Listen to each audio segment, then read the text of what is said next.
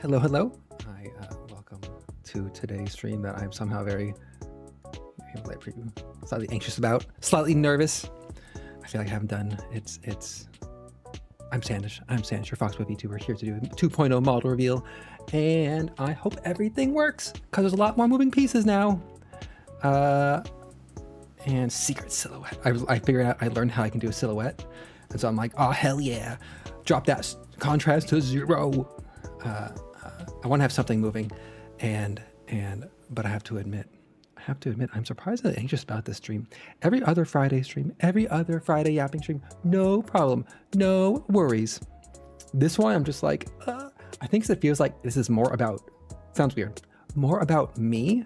And I didn't say I did marketing about this, but I posted like 2 things on Blue Sky and in 1 Discord. And I'm like, oh boy, did all this marketing. There's gonna be so much pressure on me. Oh no. So I'm not sure how I think other stream reveals kick this off. And it's a tough question. The tough question I'm trying to answer still is feet first or head first. It's a challenge. I think feet first is the way to go. Feet first is definitely the way to get the people what they want, or some people at least, not necessarily this person. And mostly I'm doing this entire new model, this entire extra rigging is solely to entertain Nelly the cat, who sometimes watches on a TV screen and watches my ears. This is for you, Nelly. This is all for you. Nobody else. So let's get this started. Let's get show on the road. I have a nice Cabernet that I'm drinking for this stream, which is, if you think about the fact that it is 4 p.m. where I am, maybe you could say, Sandish, that seems mildly problematic. To which I say, shush. And part of the stream is you see my mouse cursor. And my mouse is also in silhouette. Spooky silhouette of the mouse. Part of the stream, so it's the structure I'm going to go through the model reveal, the new expressions, the new things that can be done. I'm still learning how to use this model. So that's going to be a learning curve for me for the next couple months. I'll go into the process, the details, the all the software doohickey stuff. I have new overlays, new animations. You can see behind my silhouetted little head, the background I made on stream. I made this on stream. Where's the window? Oh no. I made this on stream last week, and then I spent the rest of the weekend animating it, which is kind of fun, kind of challenging. So let's get the show on the road. I'm gonna go. Well, it harkens back to like my original animated background for my 1.0 theme was this one. And I really like this one. I like the galaxy background. I like the falling star motif. I thought for a bit to do let me see more of my silhouette exposed. I thought about doing, I like the astrology, astral sign kind of motif and everything. And so that's how I was kind of trying to get back to with this current one. Secretly, it's the same background I drew from some tutorial. I just altered it. So let's see. Let me get my, Go this way. Oh no, how am I gonna do this? Oh, you know what I can do? Easy peasy. I need to turn off YouTube Studio. We're gonna start with my feet. Okay, put myself out of the frame. Filters, get rid of the color correction. Goodbye, color correction. All right, so this model. We're gonna start with, you see my mouse? Tip of the feet. Part is learning where the frames of the model is. So here's my new shoes. I got a new pair of shoes. You see them? They move a little bit of movement. Got a nice feet pics. Got to give the people what they want early. Got to hook them in. There is one surprise at the very end, so stick around so you can see the little shoes. I have my mouse. I have my mouse. Fantastic. What I really need to figure out is how to do a laser pointer in OBS, because that's something deep in me has always loved laser pointers since they first became consumer goods when I was a child or young adult, I guess. They're great. So here's my shoes. Oh, my shoes. Woo, shoes. Pointy. Oh, get ready for Fancy Lad. I'm just going to preview this now. Sandish 2.0 is Fancy Lad. And then my asymmetric start. You got some shin and top of the sock. So I have one fancy kind of legging stocking sock and then one casual sock. You need a bit of asymmetry. If you don't have asymmetry in your VTuber model, what are you doing? Is that Hoyoverse influence? All asymmetry all the time. So here's the bottom of the legs. If you said fanciest male socks, you know what? I'm a running for that one. Just by saying male VTuber, you cut that down by a large fraction. I'm going down on my little knees. My little knees. They're tiny at their knees. Legs that keep going. Here, let me zoom out. Legs that go for about 8 days. USPS VTubers are a little bit more rare. Let me get here. So you can see a little thigh band. You can see some thigh band coming in. Legs forever, just forever legs. And you can see I have a little cape coming in there at the edge there. That moves a bit. There you go. There you go. Little shorts. You got a little pair of shorts in a hand. You can see one hand, a little pair of shorts. Little chain moves a little bit. A little bit of physics wiggle on the chain. This new model, by the way, overheats my iPhone, so I can't actually have this running on. I can't have this running on my iPhone because it will overheat, and while plugged in and charging, the battery on my phone will die from running this model. I'm like, good job. I got my other hand. Here. You can see the little bottom of my jacket. 98% leg. True to life. This is true to life proportions. I got my little waist. My little waist, little coat. Let's see, like, zoom in. So a little bit less leg on the screen there. There we go. You only get a tiny bit of thigh. You get a tiny bit of thigh as a treat. It's all leg day. I'll share this later about the accurate but psychological devastating comment about my legs I got this week that I'm still not recovered from, and I don't think I will ever recover from. So I got my little fox bell. This was if you recall, I had a little bell around my neck as a necklace in my previous model, but now it is foxified a little bit. Little foxified bell, and it's on part of my little shoulder cape thing. Wow, little throw. Got my little hand. See the hand moves, wiggles in the wind. Let's not think too much about the physics. The Sky Military. I was thinking about that. I was thinking about like, coming out the full reprint. I was definitely going for the aristocratic. There we go. Aristocratic the vibe. Because one of my things was a dirigible. Oh man, I'd kill it on a dirigible. One of the original ideas for keep going. You can see the top shoulder. We got a little. We can see a little top of the detail over here. Top of the shoulder.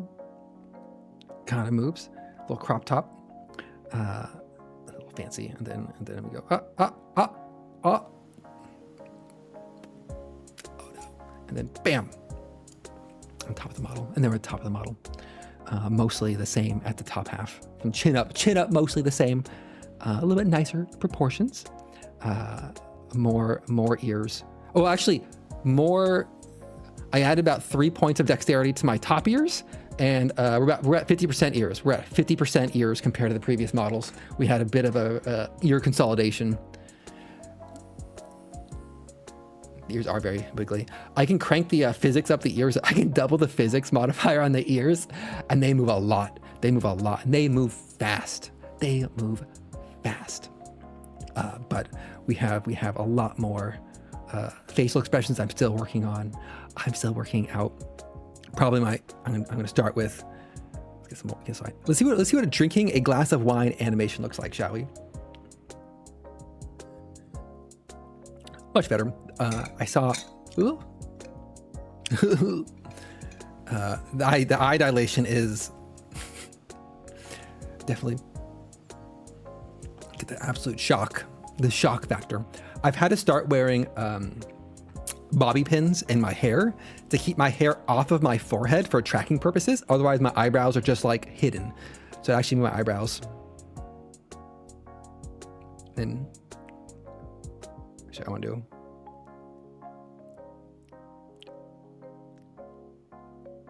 That's for Nelly. Getting the ear controls in. So yeah, we got a lot of more expressiveness and movement. Part of that is more detailed rigging on the face. Obviously, that's obviously one reason. I still need to tune all of the parameters because some things are very sensitive. Like the eye dilation is like maybe a touch sensitive. The one that got me, and I posted about this and I've had to adjust it, is the cheek puff. And picked it for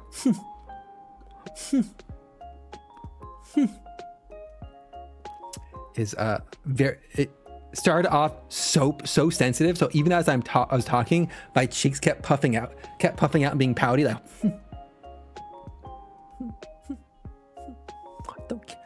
it's not that I like you or anything, baka.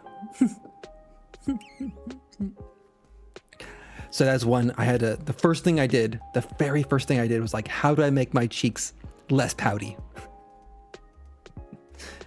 And do I actually want them to be less pouty? Do I? There's some other small improvements.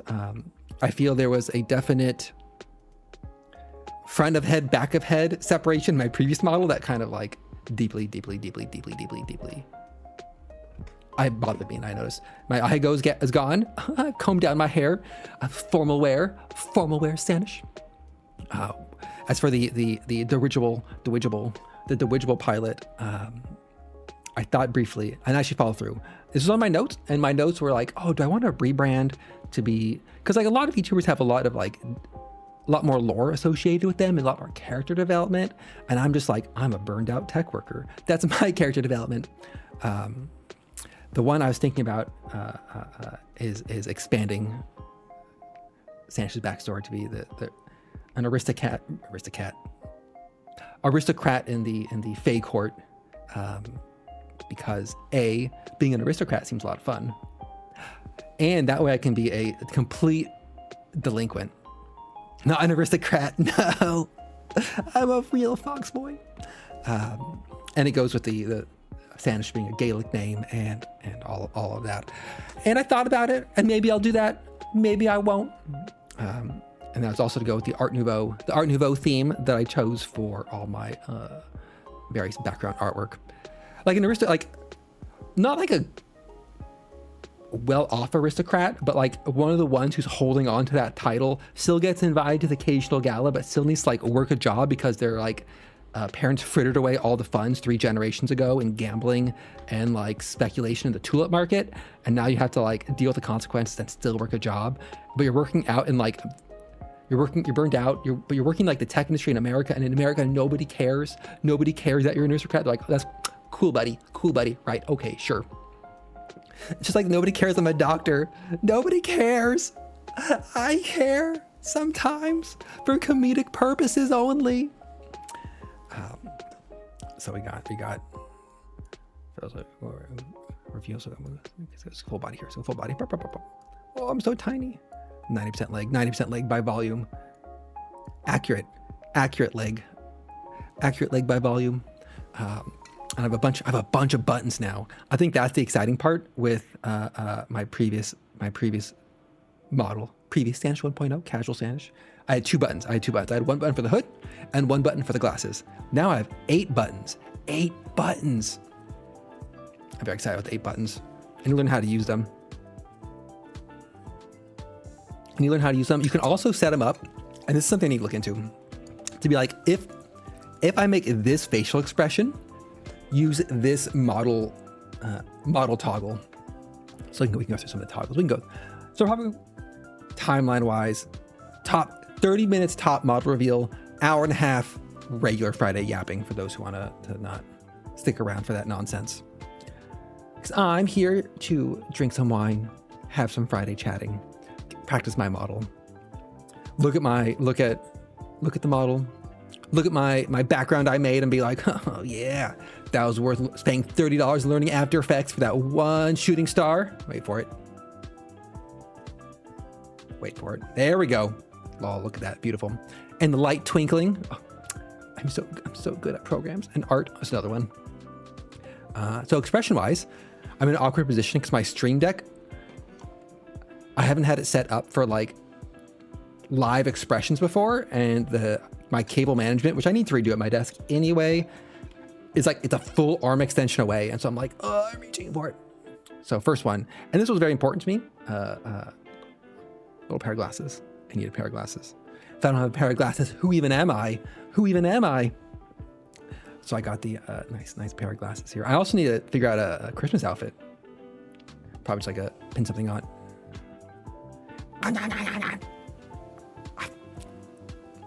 Where is it?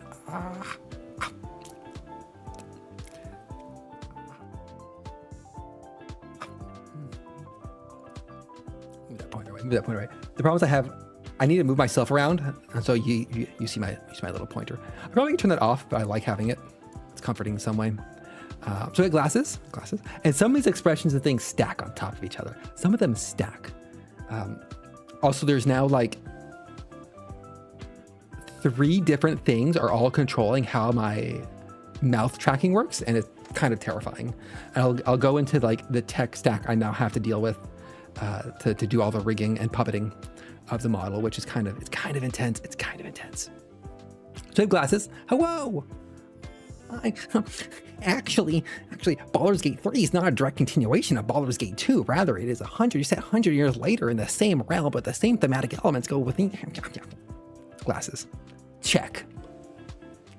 Glasses. A little fancy animation. The other ones.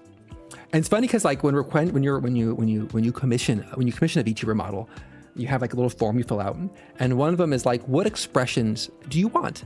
And they're usually like 2 expressions are free, 2 or 3 are free, and then it's like the rest costs extra, and you have to be like, and give them like it's almost.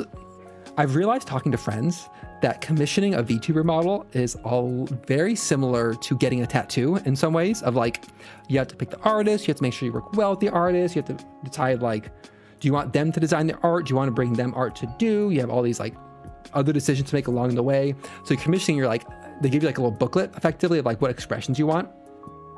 And you have to guess like, what vibe do I want for myself for those expressions? So we got the first one, which you have to have. If I ever play a visual novel or a dating game again, this is going to be very important. But just a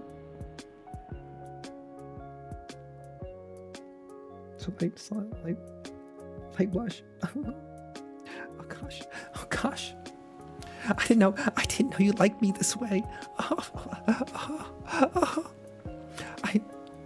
might like you too. I like blush. I'll talk about that later, but I had a deep traumatic memory surface recently. One that lives rent-free in my head, and then it came back, and we'll have to use this expression for talking about it.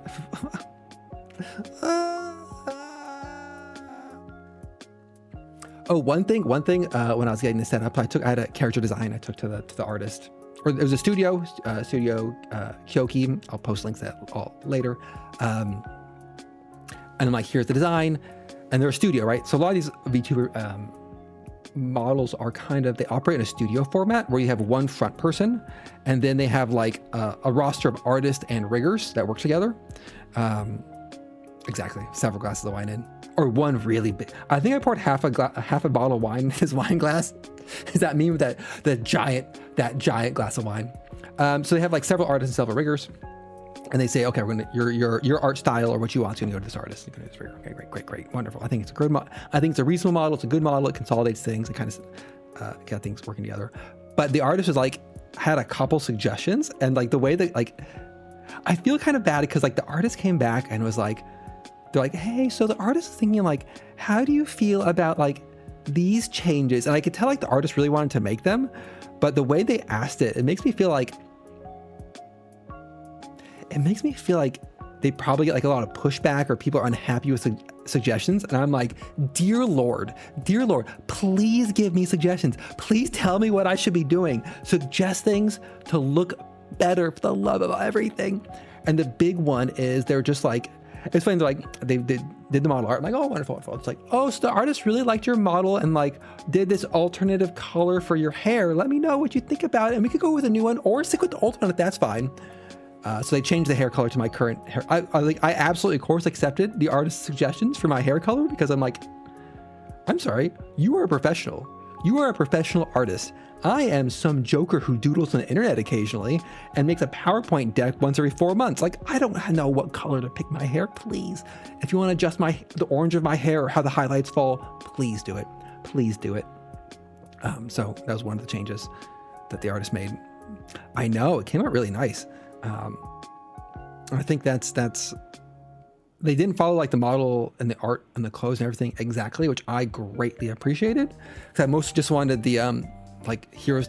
Because I paid someone to do a new character design of this outfit, and I gave that to the model company. It did. There's definitely much more depth of color and much more detail. Actually, not so much.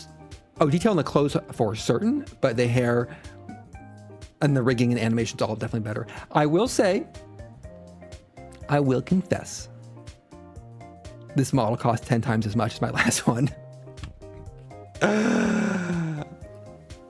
Sob. I'm just going to sob lightly in the corner. Because I think it's transparency, it's important. This model was $4,000.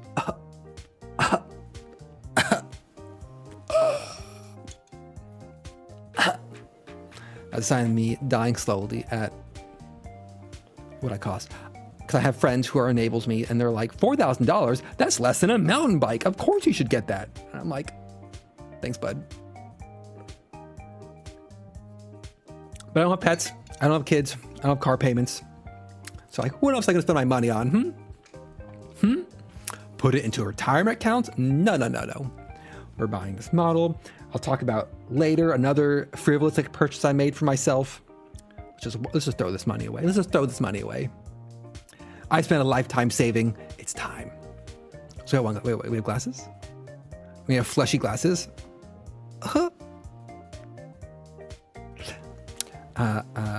When things get dire, we have the shadowed face as you're just mad or just upset with the world or fearful.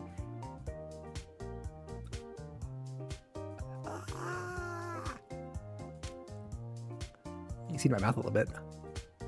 It's exciting. Get a little fearful, which does layer with the blush and the glasses. So you can start layering these up. The other I found is you can set up expressions and just be like, essentially lock this expression. So you could lock like,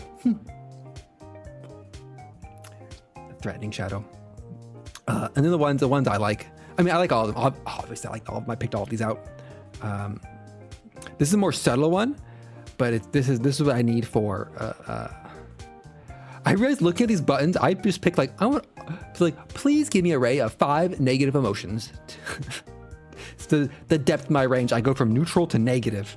There's no happiness here. There's no joy in this Fox Boy's life. We have Dizzy. The glasses for the little otaku look.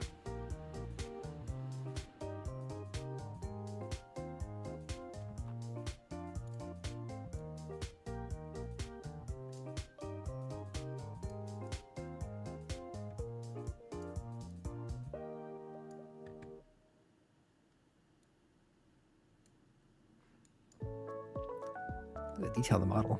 This is why the model can't run on my phone.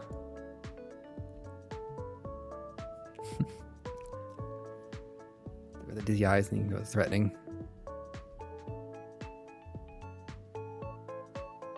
You will like and subscribe. You will buy gift stubs for other members. You will watch till my average concurrency hits 3 on Twitch so I can monetize and cash out so I can quit my day job.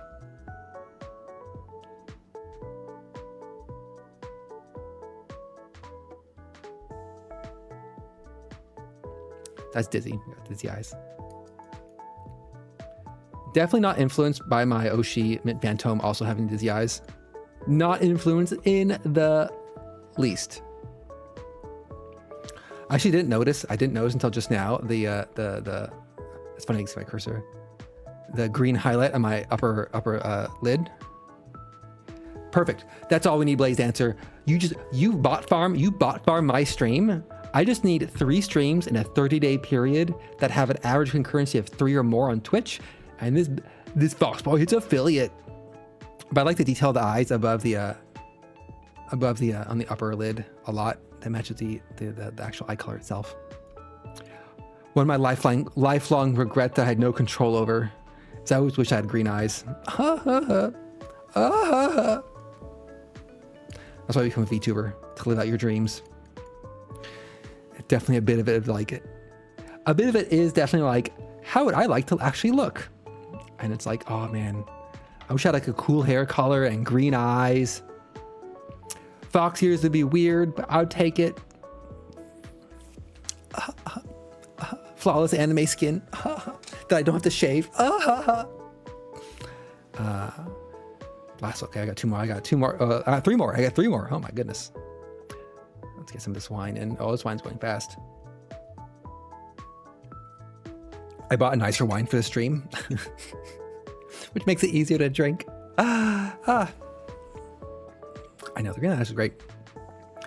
We've got this one. This one is by far my favorite. When given the model, I made exactly 1 revision, and it was on this expression. And it's from things aren't going well, and you're getting a little emotional, and you just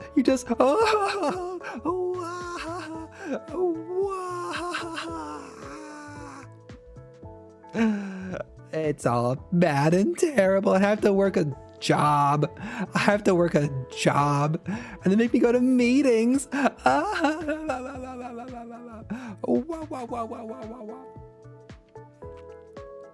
I like about this expression is there's a blink to it. It cracks me up.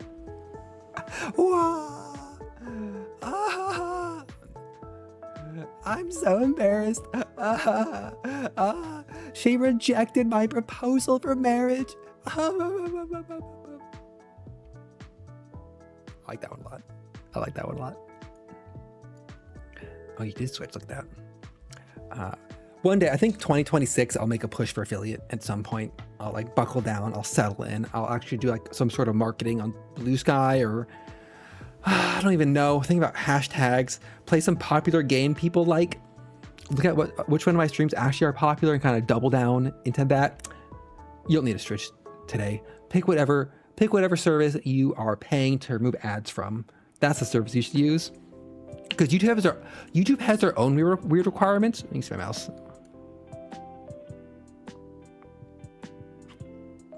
YouTube has their own requirements around I need to make what I really need to do is buckle down, accept the cringe, and make shorts. And by cringe, I mean listening to myself talk to make the shorts. And then I need to publish those shorts on TikTok. I need to publish them on YouTube. I need to do clips on Twitch. Like if I really want to grow my channel and grow audience and monetize and blah, blah, blah, blah, blah, blah, blah.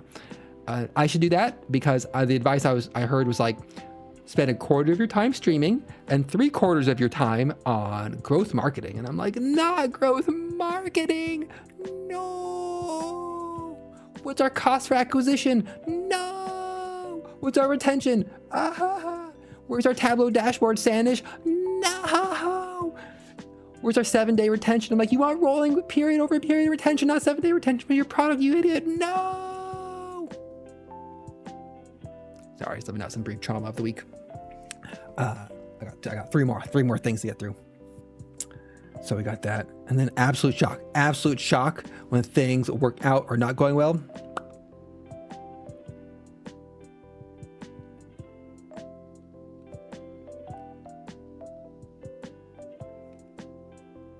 Goodness. Oh no. I'm not sure what voice to make with this expression, but I like it.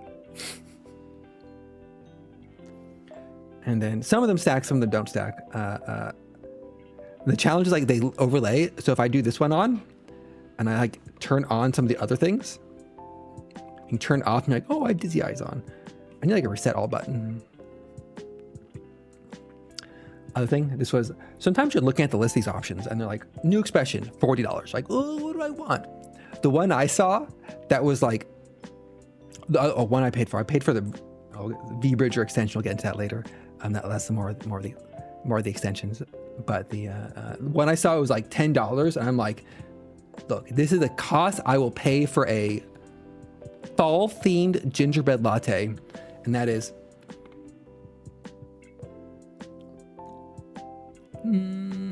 tongue out. I'm not sure what I'll use it for, but it's there. It's there. I have a real tongue.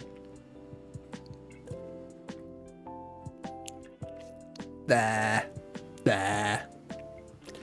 There's a romance scene in the game. Bah.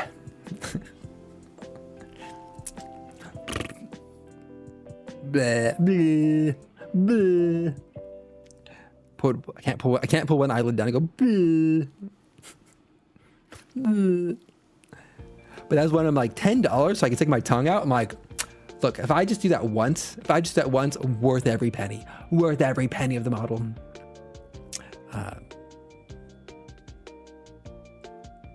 I did see, incidentally, in the demo reel. No, I don't have a wine glass. I think chewing can be animated, or if I ever do eat on stream, eat some candy. I forgot to bring my box of chocolates over. They're across the room. Stop. So the last one. Let's get myself down here. The last toggle is a mild outfit change. Swimsuit edition. No, not swimsuit edition. Close to swimsuit edition.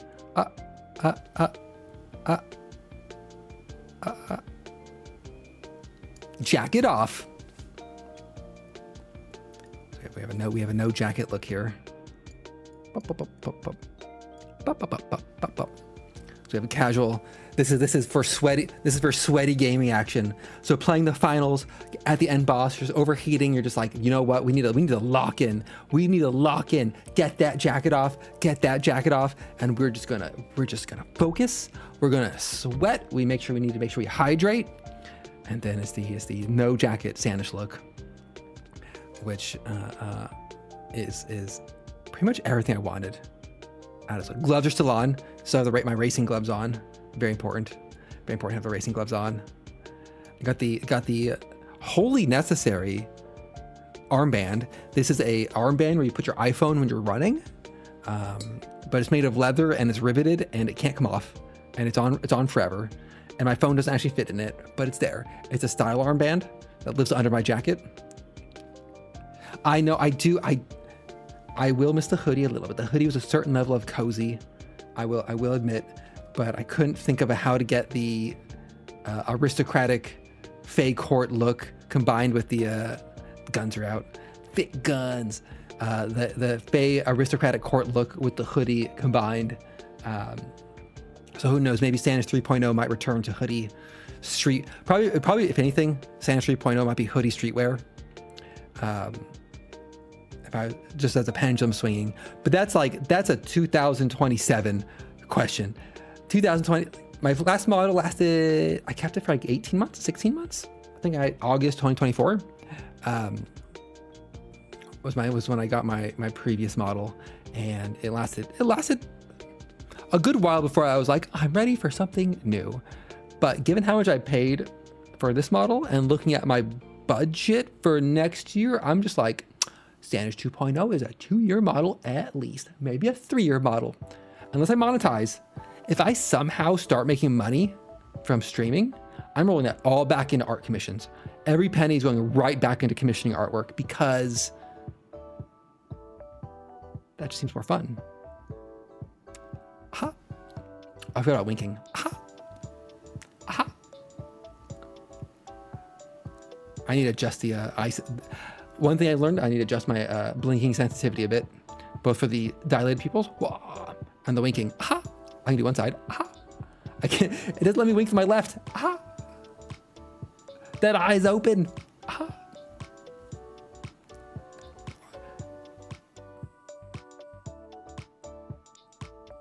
full ear movement.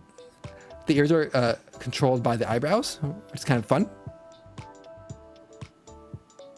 Make it move a lot.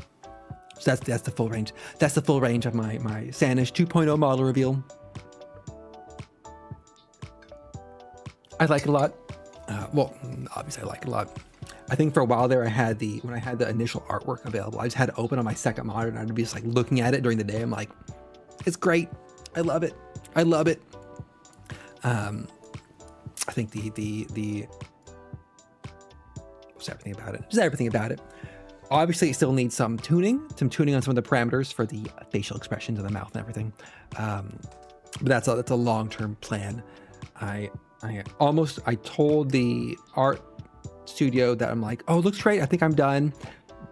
This is a cringe moment of myself of last night. I sent a message like, I think no, their vision, I think it's perfect. And they like, what are the next? I'm essentially asking like, what are the next steps in the commission? And they're like, great, if it's done, we can like wrap things up in a couple of days, close the commission out. And if you have any updates, let us know. And I'm just like, middle of the night, I woke up at like 4 a.m. I'm just like, what if I want to change something? What if I'm not done? What if I need more things? What if I find other things I need to change? So I sent an awkward message this morning. I'm just like, I'm sorry. I misinterpreted things. Sorry for the confusion, but can I have another couple more days to review? Which is funny because like when I'm talking to artists, I'm like very deferential and very cautious about it. I'm just like, I'm sorry for impinging on your time, but could you please consider this request to make some fan art of myself? I am sending some money your way. If you don't, no worries, keep the money, it's fine.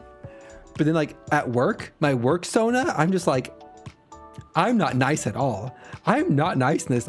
At work, I'm kind of mean. I'm kind of a mean little fox boy at work. And it's a funny contrast. It wasn't even a follow-up change. All it was like, can we extend the revision period? So I think I have 3 revisions on the models for the rigging. Well, 3 revisions on the rigging. The mod, if I asked for any artwork changes, they'd probably just like murder me. They'd find out where I lived and murder me. But mostly I wanted to make sure there wasn't like any other steps of like, oh, before you use the model, we need to do this licensing agreement or sign this thing or like whatever. And I'm like, I don't know the process. I've never commissioned a fancy model before. Please. Yes, I'm gonna essentially extend the revision period, but have the model reveal. Because at some point they'll post it to their portfolio, and that's all fine and good. And I can tag myself on VGen and all those things. But it's always a funny contrast, like when I'm messaging artists, I'm like, oh, I'm so sorry for bothering you, but it's been 6 months. Can I get maybe possibly an update? And then at work, I'm just like, this team is full of absolute idiots. They don't know what they're doing. They should all be fired and laid off. And by God, if I have to work with them again, I'm quitting my goddamn job. It's a different vibe. It's a different vibe. Ha ha. Not me threatening my boss that I'm going to quit this week. Not me calling an entire org full of incompetent idiots or people who are bad at communicating. Oh, who would do that? Who would tell their boss that this week? Not me. Oh, could you imagine? And of course, all my friends who actually worked with me professionally in the past, they're like, yeah, man, that guy's mean as fuck. He called my code trash. It's funny because the burnout for me is manifesting is not like changing my opinions or how I think about people. It's changing what I'm willing to say to people. That's what's changing. So let's go over my themes. Let's go over my new themes and assets before I go into a deep work diatribe. Well, I'm sure people. Sorry about that. Well, I'm sure people here because I've told my friends this before. I have my normal voice. I probably have a streaming voice at this point, if I'm being honest with myself, which I don't want to be honest with myself because that does not sound fun in the slightest. I probably have a streaming voice. Probably have my talking with friends voice. I have my being toxic in the finals, my friends calling them names voice. Few people have heard my work voice, and even fewer still have heard my angry work voice, my very firm, lightly aggressive work Sona. And one day it's going to come out and stream, and one day it's going to shock people, because it goes from like, oh, I'm kind of nice and laid back, to just like tearing into people. And people ask me to recreate it, but it's very much like a spur of the moment thing. Like without the underlying emotion, that's a kind of like a milieu of anger and frustration and exhaustion and burnout to generate like such anger. My Spider League suspension has ended. Yes. That's exactly 32 hours. Yeah. Okay. We have a Spider League that I joined recently, and I've been banned twice already. I've been suspended twice already. It's probably not going to be my last two, buddy. Get that suspension finger ready. Apparently I got suspended from our Spider League by posting. Apparently my spider plant doesn't count as a spider report. I got suspended for posting a fake spider account. And then I got suspended a second time for impersonating a moderator, which apparently is not my defense. In my defense, Rule 8, no impersonating moderators, was not a rule. It was not, I violated no rules at the time. Just because you made a new rule to suspend me, it seems unfair. Seems unfair. I'm innocent. I even applied to be a moderator. And you were just like, oh, we can't accept your moderator application because you didn't check the box saying that you'll take this seriously and treat it fairly. It's like, it's honesty. Honesty is a valuable, my application was 10 out of 10. How dare you? How dare you? Can I open up the application and show it on stream? Where's this application? I need to defend myself in the Spider League. This goddamn Spider League. Spider reports, help. Is under help? Mod application link. Oh, I can't see my entry. God damn it, Google Forms. Pilot trash. Google Forms. I have the link. I have the link to the actual form, but it doesn't show my populated answers. My answers were beautiful and amazing, and how dare you? How dare you, sir? We'll put that aside. We're gonna circle back. Let's parking lot that. We're gonna take that one offline. We're gonna take that one, and I'm gonna ping you. I'm gonna ping all your friends. I'm gonna ping your sister. I'm gonna ping your mom, and we're gonna circle back and we're gonna wreck you.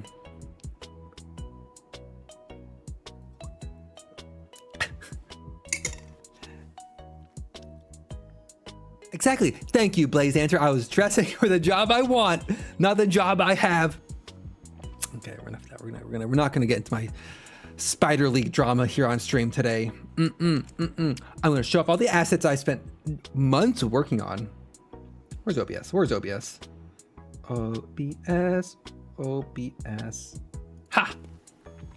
So let's go through my assets. Let's look at the assets I made for streaming. Okay, a little chilly out. My bare shoulders are feeling a little hazukashi, a little embarrassing. Got to throw in the occasional Japanese word to make sure we have hit the necessary cringe threshold. Very important. I recommend throwing in occasional hazukashi, occasional sugoi, baka. Get one in per conversation to remind people who you truly are. Cringe Lord 420. Let's do this. So assets. I made a bunch of new assets for my stream. First, let's see. Let's go. Game streaming. It doesn't fit in the box. Give me 1 second here. Streamer bot chat. Oh no, why can't I click it? Oh, it's locked. Okay, let's click this here.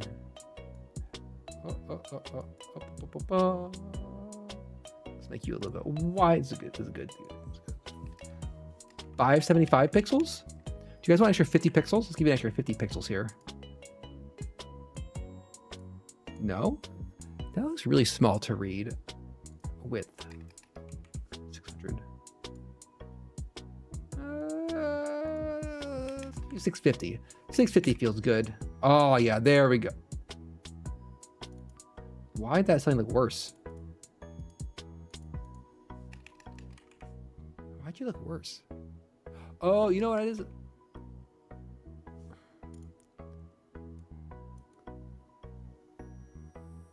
Can I go like 1 pixel? Oh, there's the pixel. There we go. Beautiful. So I got my new, I got an overlay. Let's go. Where'd it go? Here we go. This is overlay 1. This is the streaming at full screen overlay. Oh, I'm cut off. I lost my legs. I lost my legs. Okay. What the hell did that happen? Oh, I know why that happened. Come on, buddy. There's a funny thing. Oh my God. It's like a 1 pixel afforded. There we go. Ha. There we go. So this is overlay one. So one motif, one art style I absolutely adore. I'm sinking into the cutoff. One art style I absolutely adore, and it's hard to find and hard to replicate. I love Art Nouveau as a style, as a decorating aesthetic. Like, it's by far one of my favorites. Like, give me neoclassical Gothic cathedrals. Give me Art Nouveau. Give me and put those in the context of mid-century modern, and you are cooking. You are cooking. The challenge.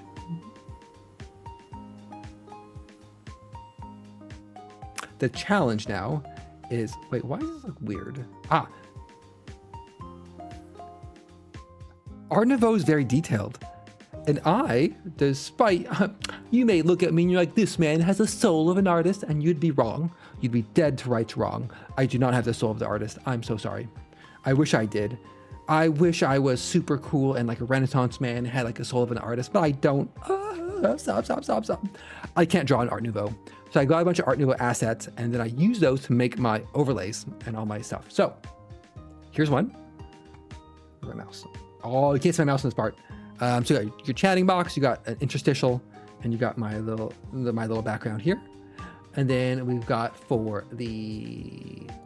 this is for 1080p HD titles. So games that don't have full widescreen. Nice text box finishes. Essentially, I added on this sidebar here. I'll show you the inspiration. And then lastly, for on the what are they called? Here's my iPad. Here's my we can adjust that. Chat on walk this.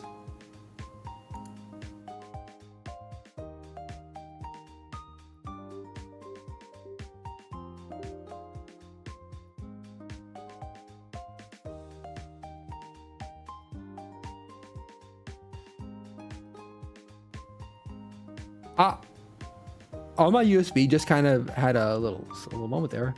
So this is for my iPad. So this is when I'm streaming drawing and stuff. So this is my normal Friday chatting sort of look with the iPad in the center. And then that's it. Those are three. I have a new schedule template, which will be debuting on Sunday. And I got a smug it look.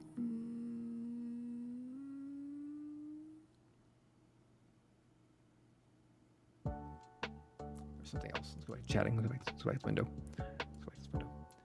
So the inspiration for this overlay, I was looking up a bunch of different Art Nouveau artists, and one of the questions like, what color palette do I want? And color palettes are tough because you can use there's a bunch of tools to develop color palettes. My first one was based off of my model. So my model's color palette with a little bit of 70s retro look. The second one was kind of like a Japanese retro future look, which was based off my profile picture. So my YouTube and my Twitch profile pictures. This one was, there's an artist named William Morris, and let's go here, Wef Winces.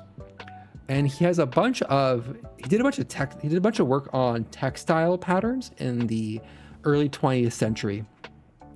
And I was searching around and I found there's a museum of his artwork in England, I want to say. And they had this image, and this image was one that I used for all my color palettes throughout. Put it right here, move myself aside. In terms of Art Nouveau colors and thematic, I just love this piece. I love how this one looks.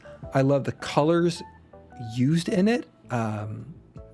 And these are all Dahlias. So it's all Dahlia. He has a series of Dahlia paintings like this, or Dahlia prints, I suppose. And And so this is the color palette I pulled out to make all my overlays. So there's like the browns in there. You can see the, I have a little bit of mouse. The yellows up top here are the same yellows that are used in the flowers of the chatting frame on the left. And obviously the purples carry through, obviously. So is one I liked a lot. And if we go to game streaming, that's where the browns, golds, and blues on the bottom here all came from that particular piece. The greens up top came from, by the way, when I load this in, like next time I'm like, what the heck happened here? Here's another piece he made. So this piece is what I used for the color palette on the right here. Similar series, similar style, which I felt like it was okay to mix it up. But I'm like, develop my own color palette? I'm like, no. Stealing a palette from the 1905? On board. A little art theft never hurt nobody. But this is Willie Morris, Morris. Did a lot of textile work. And so I had things like, he had some other pieces like this one, which is a sample from one of the fabrics. You can kind of see like similar colors, but definitely a little simpler because I think it's supposed to be printed. His most famous is called the Strawberry Thief, which is, I'm not sure how big it's going to be. Oh, here we go. So this is a printed textile of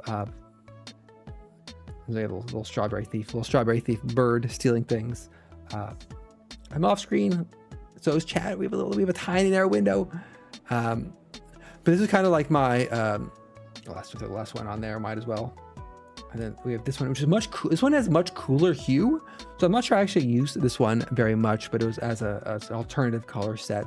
I think the flowers and like the bell-shaped flowers in the top of the painting, kind of reminiscent to me of the ones I used in the actual chatting frame.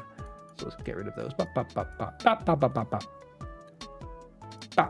that was my inspiration for the colors I chose and the combining with the actual Art Nouveau pieces. So I bought, like on Etsy, I bought two things. I bought three things, I think. I bought the vector art for the frames. And so from that vector art, I composited them together to make the actual frames of the chatting windows, and also the upper right and upper left of the background frame. And then I bought a set of Procreate textures to make the backgrounds before. Because my previous, if you look at like my previous ones, the chat backgrounds are blank. There's solid color. But I wanted something with a little more depth to them. And so I have these Art Nouveau flower patterns going to the back of the frames, and also very subtly at the back of this animation, where the animation idea was a looking out on a cityscape at night through your window. It was kind of the view I wanted, taken a little bit from like Lo-Fi Girl kind of aesthetic of just like you're at your desk, you're working, and there's a city background behind you. But then with the falling stars and little light twinkling going on, which I like a lot. And that's what's important, is what do I like? It's all about me.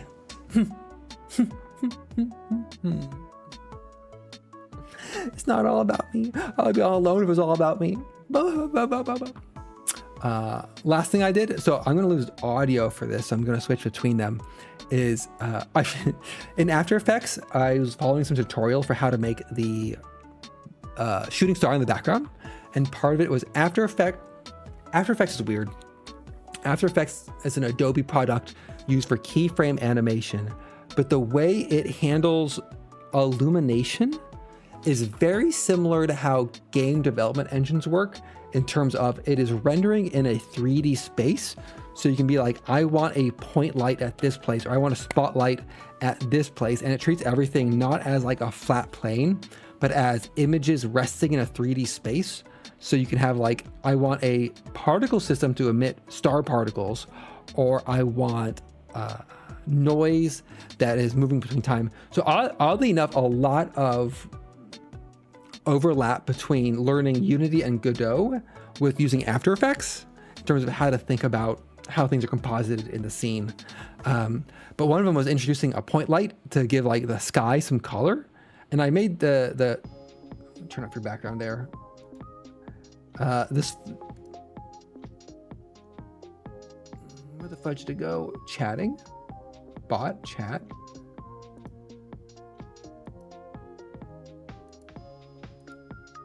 What the fudge? Ah, it's over here. Ha, okay. God, spooked myself. So this full background is what I made on Adobe Affinity Designer. I pulled it into Affinity Designer, pulled in After Effects. I had like a little glow to the city lights. I initially wanted the lights in the buildings to be twinkling and like turning on and off, but by God, that was too hard. And I'm like, you know what? It's fine. It's fine. We'll have the star going in the background. But I added some lights to the intro and outro screens, so I was pretty pleased with how it turned out. So I'll go cycle through those real quick to show the difference. But I don't have my mic set up on those screens. Obviously, I don't want to be like outro screen, hot mic on, be like, whoa, that was a shitty stream, Sanish. What a terrible job, full government name and address.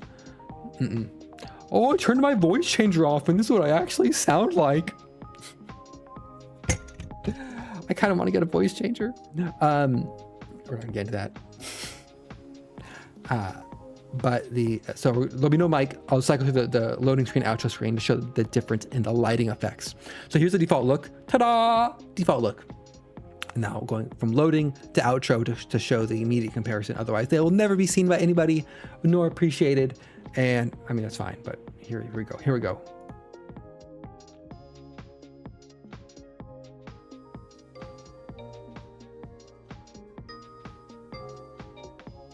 Those are lighting effects. I was kind of wanting to go for like a sunset, sunrise with chatting in between sort of vibe was what I was kind of like hoping to go for.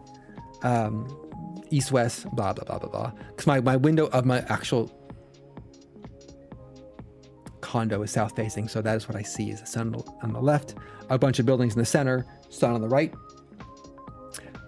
When I started chatting, it was bright outside. It was overcast and raining.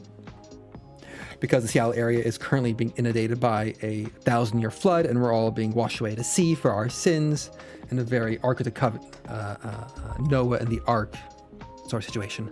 But it's dark now. It's hella pitch black out. And I always forget when I have my windows open and it's pitch black that like all the apartment building across the way probably just be like, that guy never leaves his desk. He just lives at his desk 24/7. Is he okay? Is he fine? I forgot I turned that chat background. There you go. Chat background off. It's fine.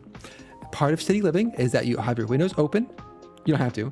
If you have your windows open at night and you're doing something weird in your apartment, everyone across the street politely ignores you because they're doing something weird as well. Rest in peace, naked man.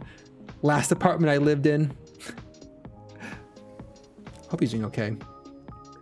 Thank you, thank you. It's a brand new model, all new model reveal. And like, it's kind of like, I think about this sometimes, like the etiquette of living in cities versus living in like a small town or a suburbs. Cause like I lived in a suburb type community twice in this area, once in Kirkland, once in Snoqualmie. And it was a very different vibe living in a single family home in the oh, not the Miku boxing, watching me live my life in my apartment. But once I moved to an apartment building in like a downtown area where you have like 7-story buildings, 8-floor buildings, like I don't care. I close my windows at night because like it's bright and I want to sleep at night. But otherwise, like right now, like there's always 15 units that are watching me stream live. And like, they don't care what I'm doing. I can look into their apartments and see them doing stuff. And like, I don't care what they're doing. You just kind of like politely pretend not to see anything, which sometimes works out. Like I had friends over a year or so ago and I lived in I live in Bellevue, downtown Bellevue. And I was like a seventh floor. Oh, that's sad. See, that's just sad. Oh, that's doubly sad. Not 10 p.m. spreadsheets. Oh no. But my last apartment in downtown Bellevue, the way it was structured was like, it was my building, a short building, a tall building. So I could see into units that were like 2 blocks away. So like a bit farther away. And, oh, they had lights on. Get some like cool lights at least. And 2 things stood out. One, I had a bunch of friends over. We were watching Summer Wars, I want to say. Paprika, maybe. Promare. I had an anime watch party at my place. I used to do those more often before I ran out of, honestly, I'll be honest, I ran out of anime movies I wanted to watch. Though I am thinking about doing a Full Metal Alchemist rewatch or Cowboy Bebop rewatch, because some of my friends have not seen Cowboy Bebop, and I'm just like, excuse me. So it might be a TV, like an episodic rewatch that involves commitment. My new place also can't host as many people, but I'll think about that. It's a New Year problem. But we're all sitting there, like 8 of us sitting on my couch watching some anime. Our lights were off, and then like when the anime ended, we all looked out the window, fully open to the dark night sky, and I saw across the way that someone was having a party in one of their units, and so they had like these cool, like a bunch of neon lights on, a bunch of people, and we all tried to like turn the lights on and wave, but they didn't wave back to us, and that haunts me to this day. But what I do miss this for the audacity of it. I do miss it for the spectacle. I do miss it just because sometimes you see something and you're just like, damn. Across the way, there used to be a guy who would just, I wasn't quite sure what he was, okay, I knew what he was doing. He was in an east-facing apartment, and on sunny days, when the morning sun was coming into his apartment, he would just be absolutely naked, standing in his windows, tanning, presumably, his undercarriage. Just getting that perineum nice and toasty tan in that morning light. And sometimes you see like a naked neighbor across the way, and sometimes you see a naked neighbor and you're just like, shit, that guy is fit. That guy is built. Like, good for him. Good for him, naked man across the way. And at first I thought it was a one-time thing, but over like 2 years, I saw this guy out there just like fully nude. I'm not sure if he was doing naked yoga. He's like down dogging into the sunrise or something, but man, his butt was on display, just all out there. And I was like, that guy had like, he was built. He had all of his muscles defined. He had like a disturbingly uniform tan, probably because he's doing like deep sun exposure, like deep personal sun exposure early in the morning. Right, exactly. You're just like, if you're happy with like everything about your look, you feel much better about it. And you're just like, that guy is just like, I'm not into men, but he looked great and good for him. Good for him. No notes. You tan that perineum. You show that to the entirety of downtown Bellevue, Washington. Someone's got to. It was great. I missed that man. I thought it was like temporary, but I saw him doing it like every few months. The people currently in front of me, no one has provided that level of entertainment or depth. It was Rich People energy, because that building was like double what I was paying to rent, and it was like a top floor unit. So they had time for like probably personal trainers and working out and all that sort of thing. The current building across the way, let's take a look. Not much.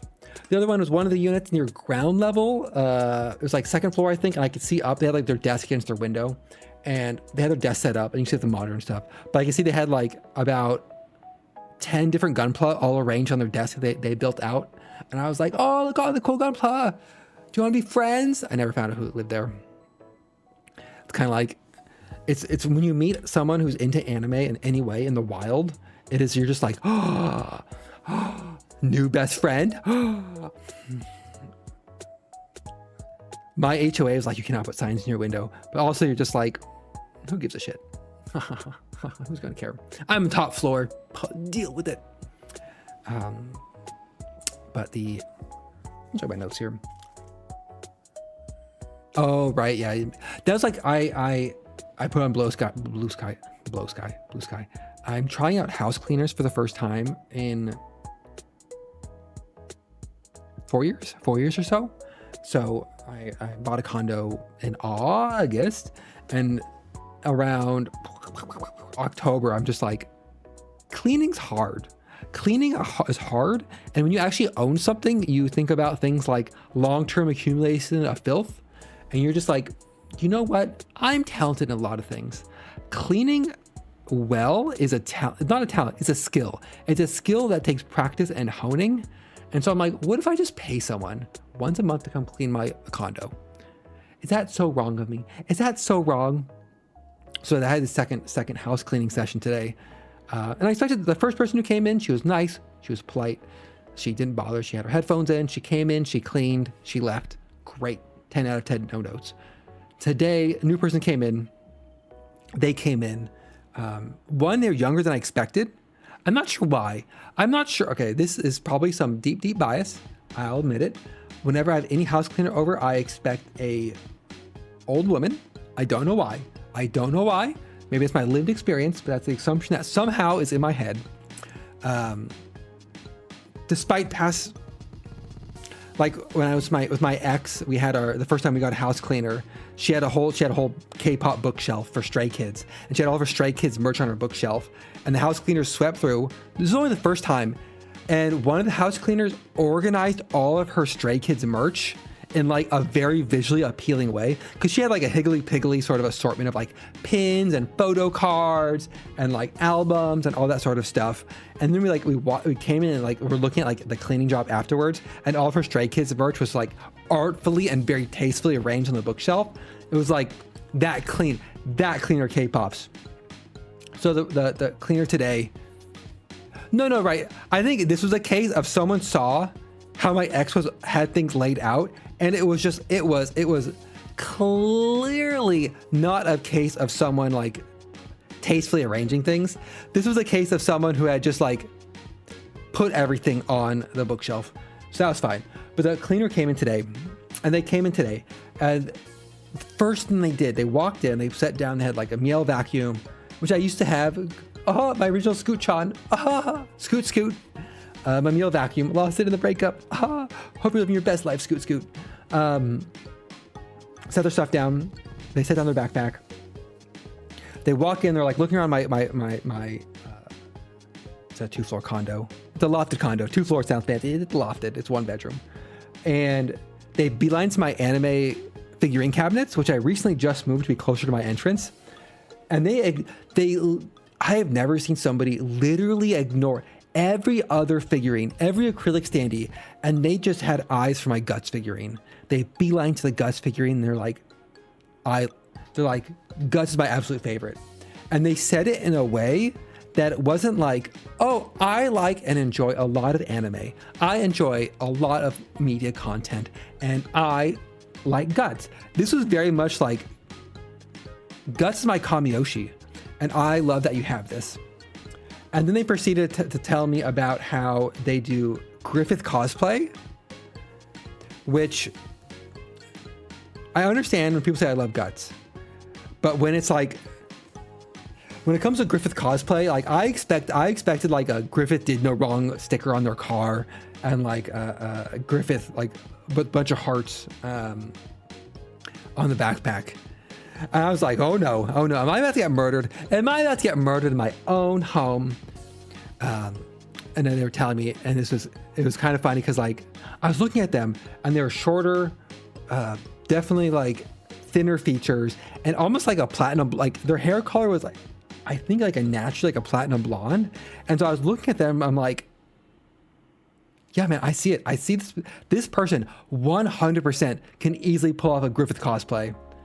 But it was a funny thing to encounter for like someone cleaning your house, which was gotta ask those questions. You gotta ask those important questions. They're like a foot shorter than me. It was fine. I would not have been fine. I cannot fight. I unless I have a sword, I cannot fight. I give me a sword, give me a bow. You know what? I'm gonna pause it there. I could probably do a decent job at a sword fight. I did fencing for a lot of years. Hence the Hence the fancy lad outfit here. Is secretly in my heart of hearts, I'm a little fancy lad. I'm a little fancy boy. Got that reach. I got that reach on me. I do have my fencing foil on top of my bookcase as my blunted safety foil as my self-defense object there. But it was a funny of like, apparently they told their friend who makes cosplays, they're like, oh, I'm thinking about doing a Griffith cosplay. And their friend like dropped everything. They're like, I will make this for you right now. I will make you this Griffith cosplay to wear this minute. Which I get it. I have a couple friends who, if they were like, oh, I'm thinking about doing like this cosplay, I'd be like, I will buy that cosplay for you. I cannot make it, but I will buy that cosplay for you right now. Because you're just like, I want to dress up. You're like, since I started doing some like very simple cosplays, by simple, I mean, I did a maid outfit twice, and I'm doing a Mint Phantom cosplay in April. I get it. I get the like, I get wanting to dress your friends up. I understand it. I understand it deeply. I understand it at a deep visceral level of like, if you could just like choose to dress your friends up in a cosplay, like, and they'd be accepting, like little human dolls who'll put on the outfit for you. I understand it. To be fair, like if someone handed me a cosplay and said, Sanish, wear this, like I would put it on. I'd 100% wear it. I'd be like, I will wear anything, depending if it needs forewarning, for body prep. I'll wear any cosplay at this point. I've worn one short maid outfit. I'm about to wear an even shorter maid outfit. I get it. So when someone's like, oh, I'm thinking about dressing up in a Griffith cosplay, and their friend being like, I just made it. It's planned out. Here's the documents. It's going to be done in 3 weeks.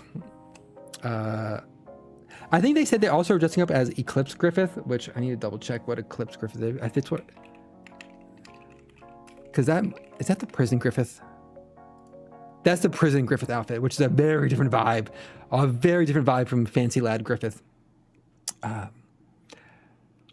But it's I know. It's fun. It's fun. And that's part of getting this outfit and VTubing and being cringe is my personal journey. Let's talk about me some more. Let's talk about me.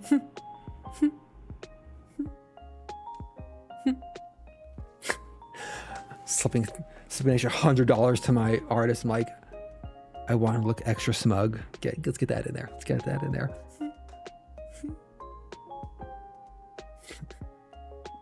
So good. We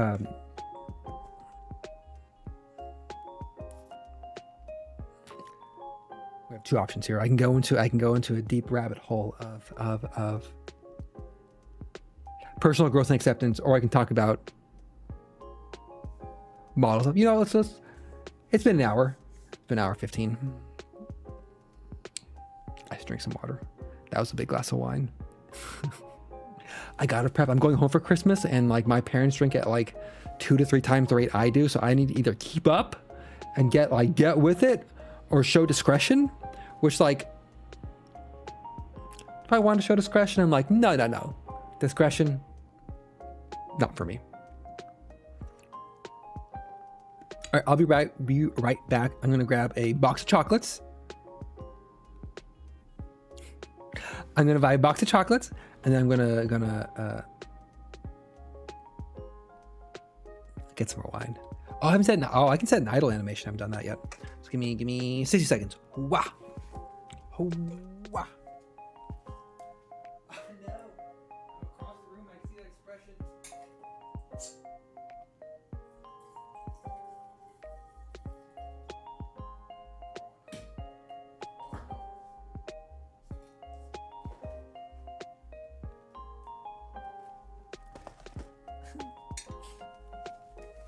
What a goofy expression to end on. I got tilted. Okay. So.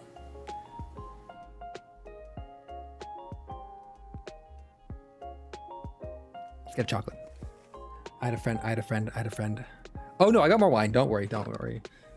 This is definitely, I've definitely hit the AMA wine level. Where I am pretty primed to enter any question about myself, or honestly, doesn't see myself. I have enough wine that I'm confident to answer any question, right or not. No guarantees about accuracy about any of this. I think the first time I did an AMA was in a Discord server, and it was after, I think I quickly drank 2 Scotch ales, and that it was Kilt Lifter Scotch Ale. I drank 2 of them, and I'm just like, I am toasty, I am buzzed. Ask me anything, and it started a AMA tradition on the Discord server, where people would host AMAs about themselves. Like the server was new, and there's like 100 people in it, so people want to like get to know each other. But I have a box of chocolates here. I have a box of, not like Life, mind you. This is just literally a box of See's candy. I had a friend visit, and he gave it to me for Christmas, which is super nice of him. Nicest, absolute one of the nicest guys in the world. Unless you threaten his child in a Dungeons and Dragons game, then he will murder you in an unceremonious way and throw your body out a window. But that's here or there. I'm not a huge chocolate person in general. And See's candy is kind of like, I think I had like a great aunt or an aunt who worked at See's candy. So it was very much like a family tradition and to give and receive See's candy. I had an ex who loved the dark chocolate molasses chips, so I'd get those. I had a different ex who loved the strawberry cream ones, I think, or the dark cherry cordials. So I'd get a box of just that one type of candy. Because there's one next to where I worked, and so it's pretty easy to stop by and pick up some box of chocolates. But a lot of them, I don't like the toffee or the like caramel ones. Like get stuck in your teeth. It really bothers me. I do like the vanilla creams though. I'm basic. I don't like chocolate that much. Chocolate's fine. I like chocolate, just a reasonable amount. Oh, like the lollipop cake pop things? No, it's like this is the sorted box. What I do like, I love getting the little map telling you what candy is what, and you pick it up, and it's like bird watching. We're trying to identify, like you're holding up the chocolate and you're looking at the little scorecard and you're like, oh, lollipop taffy sounds terrifying, terrible, blah, blah. Get that tongue out, blah. I love getting the little map of like trying to match like what chocolate is this, like, comparing to the photo. Like, yes, you could just bite into it and find out, but like tell me a story about the chocolate. Which, if you ever have seen recently I realized this is a tangent on tangent. I was a full-blown hipster. Not the Brooklyn, New York hipster type. I was a full-blown Pacific Northwest hipster from the years of 2009 to 2013. And if you've ever seen Portlandia, especially seasons 1 through 5 of Portlandia, like that was my life. That was who I was. And there's a scene, maybe in the first episode, where like they're ordering chicken at a restaurant, and like they're like, tell me about this chicken, like what's the full life history of the chicken? Oh, this chicken was named Alfred. He was raised on a farm in Bend on 13 acres by a lovely couple named Adel and Jezebah. And Adel and Jezebah, they got married in 2004 and raised his chicken from eggs, and his parents were named Cornelius and Alberdash. And that's the chicken we're serving you today. Like, that sort of like life story for the chicken is like how I feel about like reading a little synopsis, like what chocolate I'm eating, or like the back of a wine bottle, like this wine has tasting notes of blackberry and pencil shavings with a touch, just a touch of B2 rubber lead from a high school pencil shaving that we scraped off the floor. I love it. I eat up.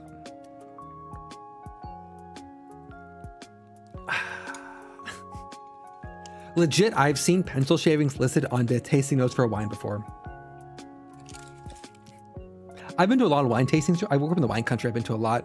It is a mix of down to the salt of the earth people to like absolute peak pretension.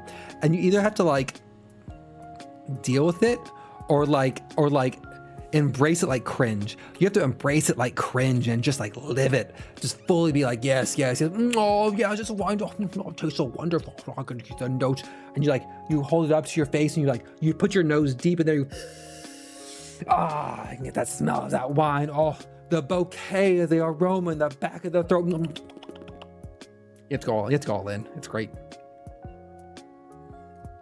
I'm not sure if I cosplay at this point. It's a bit, or I actually feel that way. So let's see what this chocolate is. I have no idea what it is. I didn't bring my map with me. Oh yeah, all of them is definitely cringe. That's a toffee. Or caramel. Caramel? Caramel?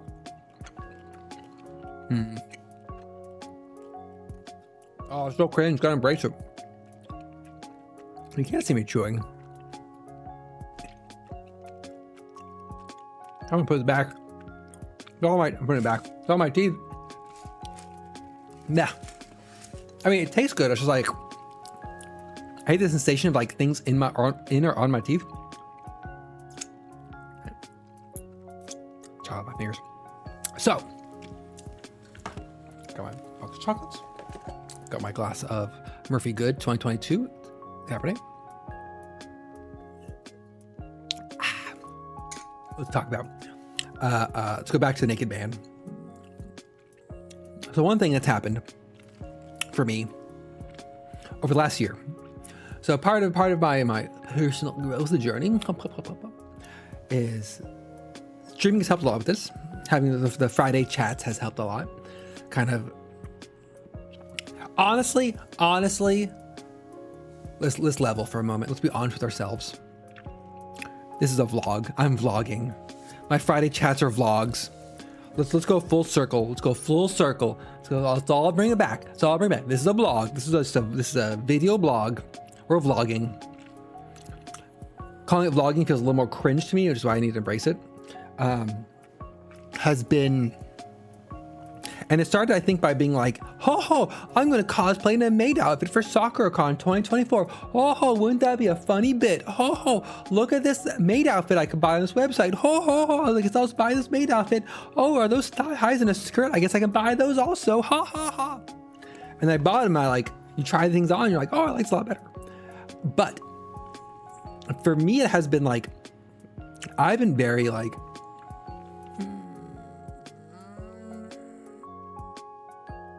not unappealing. What's the word?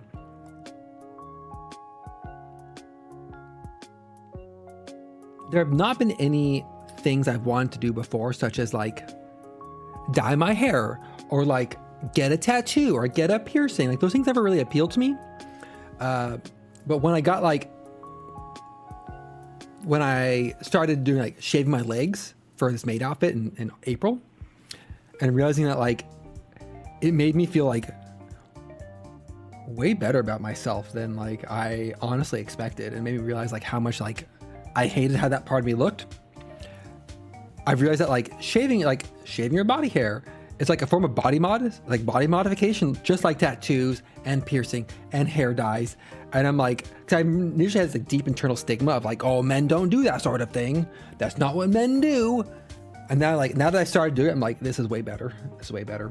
And to that end, I started doing, it's funny, like, I don't feel it as like a gender thing. Like, it's not I had a friend ask about this. At least for me, it's not so much like, there's not a gender aspect. It's just like, I like how I look, more like a body euphoria than a gender euphoria. It's definitely breaking gender norms for certain. My God, especially the gender norms. If you went to public school in the late 90s, early 2000s, rough times. But in October, I did some laser hair removal. I did, I have a mouse. Where's my little mouse? Yeah. I recommend this for everybody. I'd 100% wear a frog beanie. This is for any fellas out there. Do you have a part of your face you always shave? And that is like, for the life of you, shaves like shit and is a pain in the ass to shave. I had you can see my mouse.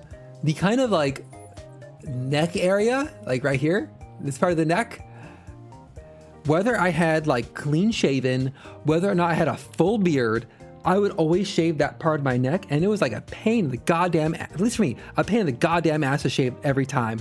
Like I could do like a electric razor on my face. I could do a safety razor on my face, but this area of my neck was just like, well, no matter what I did, it's like, I'm going to be irritated and a pain in the ass. A couple months ago, I was like, I can just laser that shit off. And one,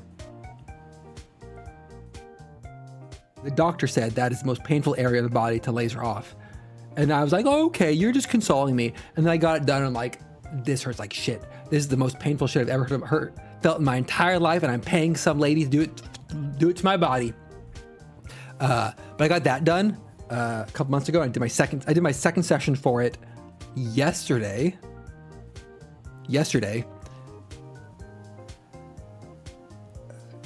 Oh, I have a safety razor for my face, and it does everything great except that part of my goddamn neck. I hate it so much. So I got it lasered off. I'm like, vroom, vroom. Just blast me with lasers. But I also got like my chest done because I also hated how that looked and how that felt. But the problem was I did one session. I was pretty effective. Like, I am very pale. This is my skin tone. Like, let me be honest with everybody. This is my skin tone. It is pasty white. I live in Seattle. I see the sun 3 times a year, and it's just like in passing. It's just like in passing, like, how you doing, sun? Don't touch me. We'll get on there.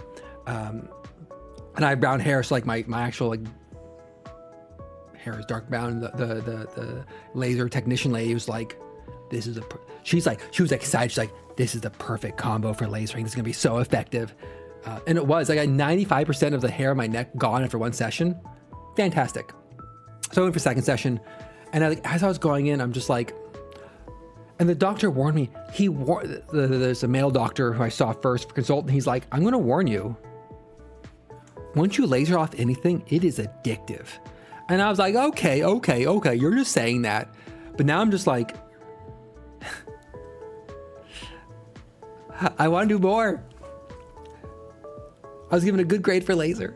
And so I talked to the technician lady. I'm like, can I get more done? She's like, absolutely. And so now I'm signed up. I'm going back in 4 weeks to get the first half of my legs done, because I'm just like, man, I've never liked this facet of myself since puberty. I've never liked this facet of myself, and I think it has definitely like held me back in some ways. Like I would never want to go swimming. Like I was like, no, my God, I never want to be in a bathing suit. I never want to be in a pool. No, thank you. Like around puberty, that kind of feeling hit. And I realized it was like, it's because all like the body hair that grew in.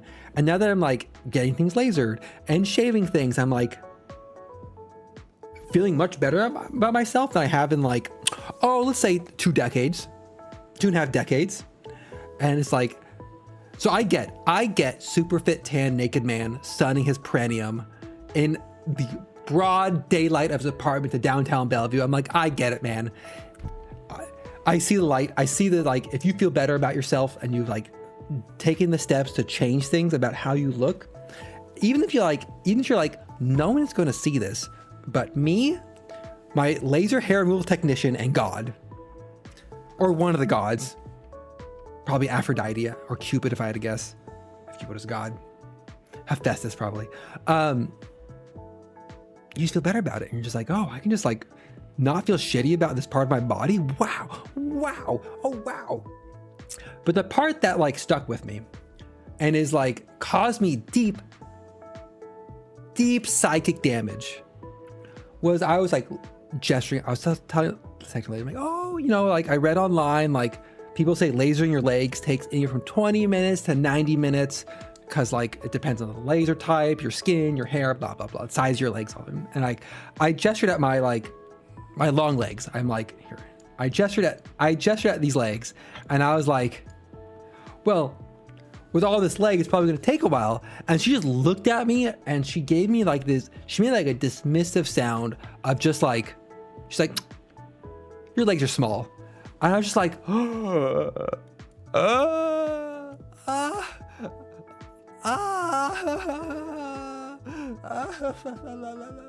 She's right, but wow. The way she said it, was so dismissive. I'm just like, your legs are small, my friend. Oh my God. Okay. I'm within half an inch about fitting my hand, being able to put my hand all the way around my ankle. My itty bitty teeny legs. I know this is true because, like, I had some friends, they're complaining about wearing out different athletic clothing. And I did say I had no issue with this. And it was pointed out, it was like, Sanish, it's because you have a thigh gap because your legs don't touch each other when you're standing up. And I'm just like, oh, I see how it is. It's true. It's true. My legs are thin, which is why I have a very short skirt made cosplay. It's like, lean into what God gave you. Thin little legs. Honestly, like, if I was 21 today, 100%, I would lean into that hard. I would lean into the twink aesthetic hard. But I'm well past the official twink death.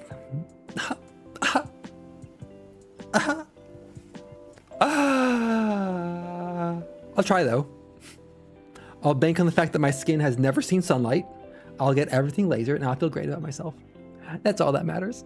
Is I feel great about myself and then wear short skirts as cosplay. That's all I want. That's all I want out of life. And then never tell my parents about it. They're so normy they couldn't handle it. I tell my friends about it. Every now and then I think about, like, I have three personas essentially, right? There's like me, Sanish, which is essentially who I am to all my friends, all my internet Discord friends, my in real life friends, everybody. There's my work Sona, government name. There's my family Sona, government name. And two of those don't know I stream, don't know I'm a tiny fox boy in the big internet. But I think about this. I think because every now and then because you fit some. If you work at a corporation, and tell me you have never fantasized about quitting your job, you are a liar. You're a dirty liar. I fantasize about on bad days, you fantasize like, what if I just quit today? What if I just stopped working? What if I just put a notice and I'm like, you know what? This is it. I've hit my psychological limit. I'm giving up. And my work has a VTuber channel. It's like me and 7 people. It's not a big channel, but I'm like, do I want to post my Sanish socials to that VTuber channel on the day I quit? And part of me wants to, but part of me is like, that's how I dox myself. Not that, like, let's be honest. I'm like 4 letters away from doxing myself already. So I'm not like, I'm a 38-year-old man. Like, I'm not too worried about doxing myself. I'm worried about a little bit, but I'm not super. Like I've watched a video for monitoring with Miku. Like, I know why I don't want to dox myself, but like, I'm probably not at risk for that. Miku's not going to show up my door middle of the night knocking on it. But if it was Miku, available. Yet. Terrifying. I would be scared shitless if someone was outside my front door knocking on it. Even if I expected them, like, I'm at heart, I am a NEET. At heart, I'm a shut-in. And at heart, I am an otaku who just wants to live a quiet life in the safety of my anime bedeckled apartment.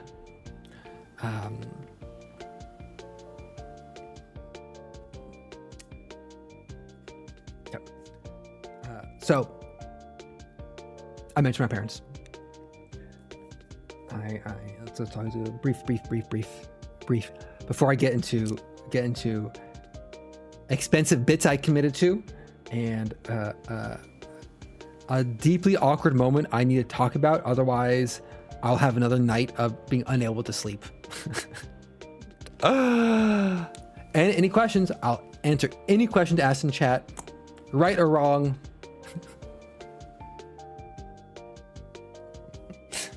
And if not, I will answer any questions on. If you're a friend who is on my Discord with me, I'll answer any questions afterwards, because I have officially had too much wine at 5:35 p.m.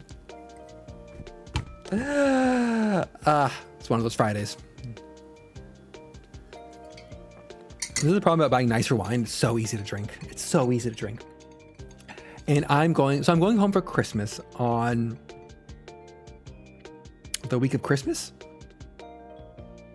Let me open a good mail here.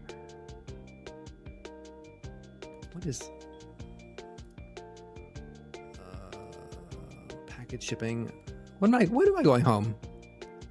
One cider. So I'm the Monday before Christmas to the Sunday afterwards. So over the past like 3-4 years, I've cut down how long my Christmas visits are. I used to go for like 2 weeks, 2.5 weeks, which was too long. I think my ex really hated it. I'm so sorry. Then last year I didn't go at all. I just stayed home. A friend had me over for Christmas. It was very nice. But that was kind of like a Band-Aid ripoff shock moment for my parents, because I think they got pretty sad being just the two of them for Christmas for the first time in a while. Because my brother and niece can't travel for different reasons. And this Christmas, I'm only going for a week, and they're very thankful for it. So not going last year is paying dividends for only having to go 1 week this time. And I say have to. I enjoy visiting with my parents. They're very nice. But 2 weeks was too long. 1 week is, we'll see. I think I'm surprised I'm going to say this. It would be nicer if my parents lived within a reasonable driving distance, because I would much rather do like one dinner a month with my parents than having to do like multi-day visits with my parents. You know, it's easier to like emotionally prepare for one dinner a week than it's to be like, I'm staying with my parents. I'm staying with my parents for a week. You know, like that's a fundamentally different feeling. But the only reason I do it is, one, they have a separate guest house that's an entirely separate building. Two, my parents are actually well-adjusted, fairly normal, nice people to be around. They are, however,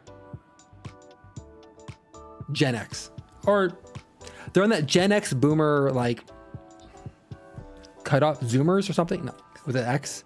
Let me clarify. They for sure have more wine. The guest house is just a room above their garage that they renovated to have a tiny bathroom attached to it. But by God, being in a separate building is all you need. They definitely have more wine. And this is a problem. So for like 10 years there, I'd be like going home from college. I'd be going home with my ex-wife. I'd be visiting with the ex after that. And like we'd drive, we would fly, we would transit, however we got to California.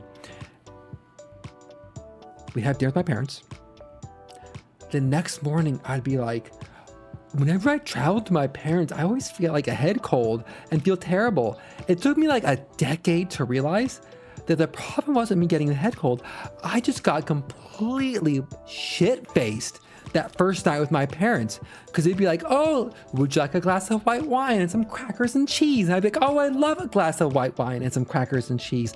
Like, oh, would you like a glass of red wine now with some artichoke dip? And I'd be like, I would love some red wine with artichoke dip. Would you like some wine from dinner? Like, I would love some wine with dinner. Like, oh, would you like this whiskey or this gin cocktail your mom made? It's bright purple. Like, I would love a bright purple gin cocktail. And that cocktail would get filled up 2 times. I would not notice it get filled up 2 times. And I'd feel great. It'd be wonderful. I'd be chatty, because I get chatty when I get drunk. And then I'd go to sleep. Everything, like, oh, this bed is super comfortable after a long day of travel. And then I'd wake up in the morning and be like, I feel like absolute shit. I got sick from traveling. It's all this sun exposure in California. It took me 15 years, 15 goddamn years to realize I was just getting absolutely trashed with my parents that first night, and I'd feel shitty for all the subsequent night. I'd be like popping Excedrin like it's a nerd cluster, just like downing that, like clutching that bottle, just nursing it back to life. I'm like, I need coffee. I need my avocado toast. My throat's all rough and scratchy. I'm dehydrated. I'm taking my Excedrin. I need some tea. So I've learned two things. I need to train up the week or two before visiting my parents, and then I need to pace them 2 to 1. It's got to be, if I don't do 2 to 1, I get wrecked. I think the time before that, the second last time my ex visited with me, she kept getting refilled just as well. And then she got like some severe alcohol poisoning. She's like throwing up all night because she drank too much. And I'm just like, this is a problem. Not like, now saying all this, I don't think my parents are alcoholics. Because I don't think they are doing this on the regular. But when they have like their favorite youngest son visiting, perhaps they're just wanting to like, I think hosting is how they express love. And so like snacks and feeding and pouring drinks and all of that is like how they express affection. It's definitely not through like hugs or words or encouragement's fine. But it's I think that's their mode of like expressing that. And I just be careful, and it's always that first night. It's always that first night where I just get like absolutely blasted. So if I'm posting on Blue Sky, if I'm live streaming from my phone in bed on the night of Monday the 22nd, you know what's happened. I know what's happened. I am just out of it. It's going to be either the night of Monday the 22nd or the night of Monday the 23rd. So I'm flying down to California. My parents live in a little picturesque mountain town near Lake Tahoe. And oh my God, no. That would not happen. Like, I don't think there's a level of drinkingness that would happen. My parents live in a picturesque mountain town in the gold country of California. And when I say picturesque, I mean like there's an old-timey saloon that is the same, like not a facade, but just like that was the saloon from the gold rush that has been operating since, and it's a shitty-ass dive bar. They have like banisters, they have parades. It is like a quintessential 2,000 person mountain town that my parents like, let's walk to downtown to the wine bar where we know the owners. Or we get this new hipster bar open with like pressed tin roofs, and it's all quaint and it's lovely, and tourists come, and they have like a big art scene. They have music festivals. They have a Victorian Christmas where someone's actually like roasting chestnuts on a fire, like honest to God, roasting chestnuts on an open fire. And it's like, it's so picturesque. It's so quaint. Like if you wanted to go like a romantic weekend away, like this is the place to go. It was literally a Hallmark movie for Christmas was literally filmed in this town. And so I'm coming in I think about since I've been single, I'm coming into this town as the big city fox boy, with his big city ideals, his big city tech job, coming to this picturesque mountain town. And I'm like, oh my God, they're going to try to set me up with somebody. They're going to try to set me up with like the waitress at the local cafe that's struggling. They just need one more bake sale to make it. They're going to set me up with like, oh, the owner of this wine bar's daughter is trying to take over while they're fighting cancer. Like, there's going to be a lumber mill involved, someone making custom ornaments. Like, I'm walking into a Hallmark movie as the protagonist, and I do not like it. I don't like this. If I was going with a friend, I could pretend I'm like the evil out-of-city boyfriend. But if I'm honest, I am the protagonist of the situation. And it is not good. It is not good. Because I have watched my parents talk to their friends or talk to the waitstaff in restaurants about how single their two sons are. And the waitstaff would be talking to how single their daughter is. And how they're like, oh, they live one town over and they're single. And I've seen them like I've seen like that math lady calculus gif happening in their heads of just like, how can we set up our single sons for these people? And I'm just like, no, absolutely not. Oh, it's a good thing I don't like dogs. That solves that problem. But like, I'm at risk. I'm at risk, chat. I'm at risk for the Christmas spirit of the Hallmark Christmas magic. And I haven't told my parents I'm aro ace. I don't think I ever will. And that's fine with me. I'm okay with not changing that dynamic of the relationship. But like, for a while there, it was like I was single, or I was in a relationship, and my older brother was single. And they were like doing the math calculations because they're trying to convince my brother to move back from Georgia to California. And like, what if we set him up with a nice girl in our nice town, and he can live there and meet them, and they can go to like truck rallies or whatever, amphibian trade show, like reptile shows or whatever they do. I don't know. Luckily, Seattle's far enough away that no setting up is going to work with their long distance relationship. I'm not sure this town has heard of anime. I take it back. There's a town they live in that has a population of like 1,730 people. There's one town over that has a population of like 4,000 people. A little bit bigger town. They own there's one board game store in that town. And so I know there's a smidgen of nerddom somewhere in this environment. But I'll never move back there. It's not the town I grew up in. It is the town my mom grew up. My grandparents bought a home in this failing mountain. This town was failing. It was a gold mining town in 1951 or whatever. Whenever my grandparents bought a house, this town was on the verge of economic collapse. They bought a piece of property in an auction on the courtyard steps for like $55, and they lived there. That's where my mom grew up. And then like in the 70s, she left for college. She's like, I'm never going back to that shithole. That podunk nowhere town, I will never return there. And then at age like 50, she's like, oh, this town's actually really cute and nice and has changed. And she moved back there. But I grew up spending every summer in this little podunk town. And so my parents would love me to move back. And every now and then, so I live in Seattle. Seattle is what one could generously describe as hella expensive. I'm like, what would this amount of money get me in this little teeny mountain town? And it's just like, you can get this 18-bedroom lodge on this mountain ridge with amazing sweeping views, 5 bathrooms, 55-car garage, 100 acres, gold mining rights. It has a cool gold mine on site, a waterfall, and all these cool boulders, all for $125,000. And I'm like, but all my friends are in Seattle, so there's no way in hell I'm moving. It's hard enough making friends as an adult. That I will never leave Seattle. Like, I'm sorry, parents. I'm sorry, family. I'm sorry, podunk little mountain town. I am Belle. I am singing about more than wanting this little mountain town. I want my books. I want my animes. I want to live in the anonymity of a city where a man can be butt naked in his window and his neighbors are just like, good for you, man. We'll never acknowledge you on the street if we recognize you. But I'm visiting. I'll visit. I think we have they sent me a like, oh, this local bar is doing like this local like high-end restaurant is doing like a Christmas Eve dinner. Would you like?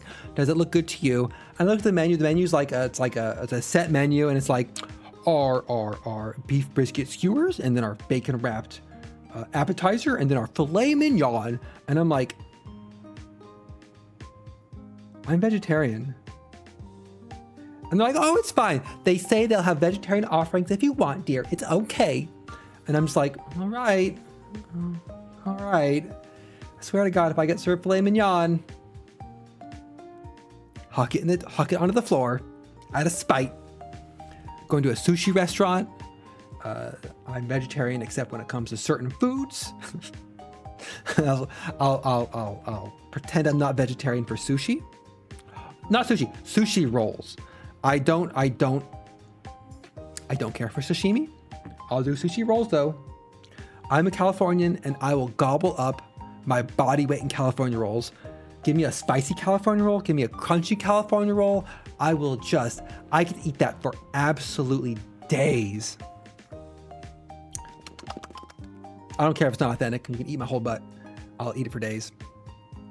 I had one year, one of the restaurants nearby, they had I love this because it makes people die inside a little bit. But I love it. One of their local sushi restaurants, like a real sushi restaurant, they had sashimi, they had a sushi chef, all that.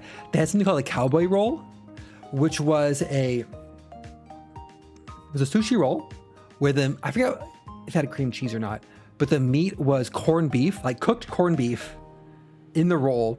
And then they took this corned beef sushi roll and they took the whole thing and they deep fried it and they put like a drizzle of sauce on it. Oh, mwah, mwah. It was delicious. I think about it to this day. Does it make some authentic people cringe? There we go. There's the cringe. Ah, it was so good. It's such a good sushi fusion. You know what? I think America does a lot of fusion food really well. I think Japan does a lot of fusion food very well. But man, it was great. Deep fried sushi. A delight. An absolute delight. My coworker microwaving Safeway sushi in our office microwave, not a delight. Did not spark joy. Did not spark joy in the slightest. So we're going to a sushi restaurant. It's going to be wonderful. It's going to be fine. I'm going to ask for, my family has 2 holiday recipes I'm going to ask for. Brought to you by a 1975 edition of Sunset Magazine. It's either going to be tamale pie or enchilada casserole I'm going to be requesting. I'll make meat exceptions for both of those because I love them both. They both look like a plate of absolute slop, like when you serve them up. But they are delicious comfort casserole slop food. I'll have to ask for one. I thought about making them for my friends. I still might make them for my friends. I need to get back into hosting friends. That's a 2026 resolution. I want to make my friends a shepherd's pie at some point for the holidays. I want to make either an enchilada casserole or a tamale pie for my friends, because there's a certain level of like 1975's California cuisine that is like, the author saw Mexican food from a distance, got inspired, bought a can of cream of mushroom soup. They're clutching a cream of mushroom soup in one hand. They're holding a picture of Mexican food in the other, and they're like, by God, I have an idea. 10 out of 10. 10 out of 10 casserole slop. I love it. Eat it up. I don't come from a culinary family, if that's not obvious. Bite me. The other Japanese fusion dish that I absolutely love that brings cringe and causes all my friends to die inside, and I'll defend it to my dying day. Give me a Family Mart pizza bun. The pizza bun from a Konbini is my top 3 dishes to buy in Japan. Oh man. A lot of my friends, a lot of my dear friends, my friends fall into 3 categories. I realized it's like, I had some friends dinner. I had lunch with some friends last weekend. Some of my friends I've had for the longest time. I've known them for like 7-8 years. Most I had a deep friend reset with getting divorced and everything. That's fine. We don't need to get into that. They're visiting a pair visiting from Switzerland. A couple years ago, they moved to Switzerland after a deep betrayal, and they love it there, and they're never moving back. And God damn it, I missed them. Danny, why'd you move away? You were so tall and handsome. You're my most handsome friend, and now you moved to Switzerland. It's like, my 6'6" handsome friend, why'd you leave me? He was visiting with his husband. So we had dinner at a nearby restaurant, dinner at Din Tai Fung. It was him, my other friends who have been on stream. They were on stream with me on finals the other day. One of their wives, me, my ex was there. First time I saw my ex in 2 years. It was just fun. We can go to that if you want. But I realized at that moment that I have 3 groups of friends. They roughly break into tall white friends. Again, all these friends at this dinner were all in the like 6'6" range. and their spouses, which are shorter but still generally taller side. My ex, who was like she was like 5'9", 5'10". That's one group, the American group. I have my. I'm going to broadly categorize this: queer internet friends, and then a subset / Venn diagram of that are surprising number of friends who are Chinese, like Chinese heritage. Either they're from China, or their parents are from China, the first generation, or they're second generation Chinese. Which is why that pizza bun really hits and bothers a lot of them. It's great. But I think we learned recently, a lot of them have not had casserole, like American casserole dishes. A lot of them have not had like Midwest style casserole dishes, Sunset Magazine style casserole dishes. So like a casserole slop dinner party to introduce like this cultural segment of friends to like, this is like an American tradition of slop. And like, it looks terrible. I'm not going to defend how a tuna casserole looks when put on a plate, especially if you serve it in a plate. If you're serving your casseroles on a plate, like you're asking for trouble. Like that needs a shallow bowl. Like, look, I'm not going to gatekeep, but I'm pretty sure a lot of white American families, you grew up and you had your plates, you had your bowls, and you had some form of like 1 inch to 2 inch deep, shallow bowl / plate you used to serve your casserole slop in. Like if you did not have these bowls, I'm sorry, but they were a staple in my family. They were like a dance ceramic. I can imagine my parents still have them. Like a pasta, exactly like a pasta bowl. You know exactly what I'm talking about. You know the slop bowl. It is like for American slop dishes. You could think, oh, those are for salads, you say to defend yourself. You're like, no. Oh, those are pastas. You're like, no. This is for my tuna casserole. This is for a dish that is somewhere between a solid and a liquid. It oozes out just enough. You need a lip on that plate.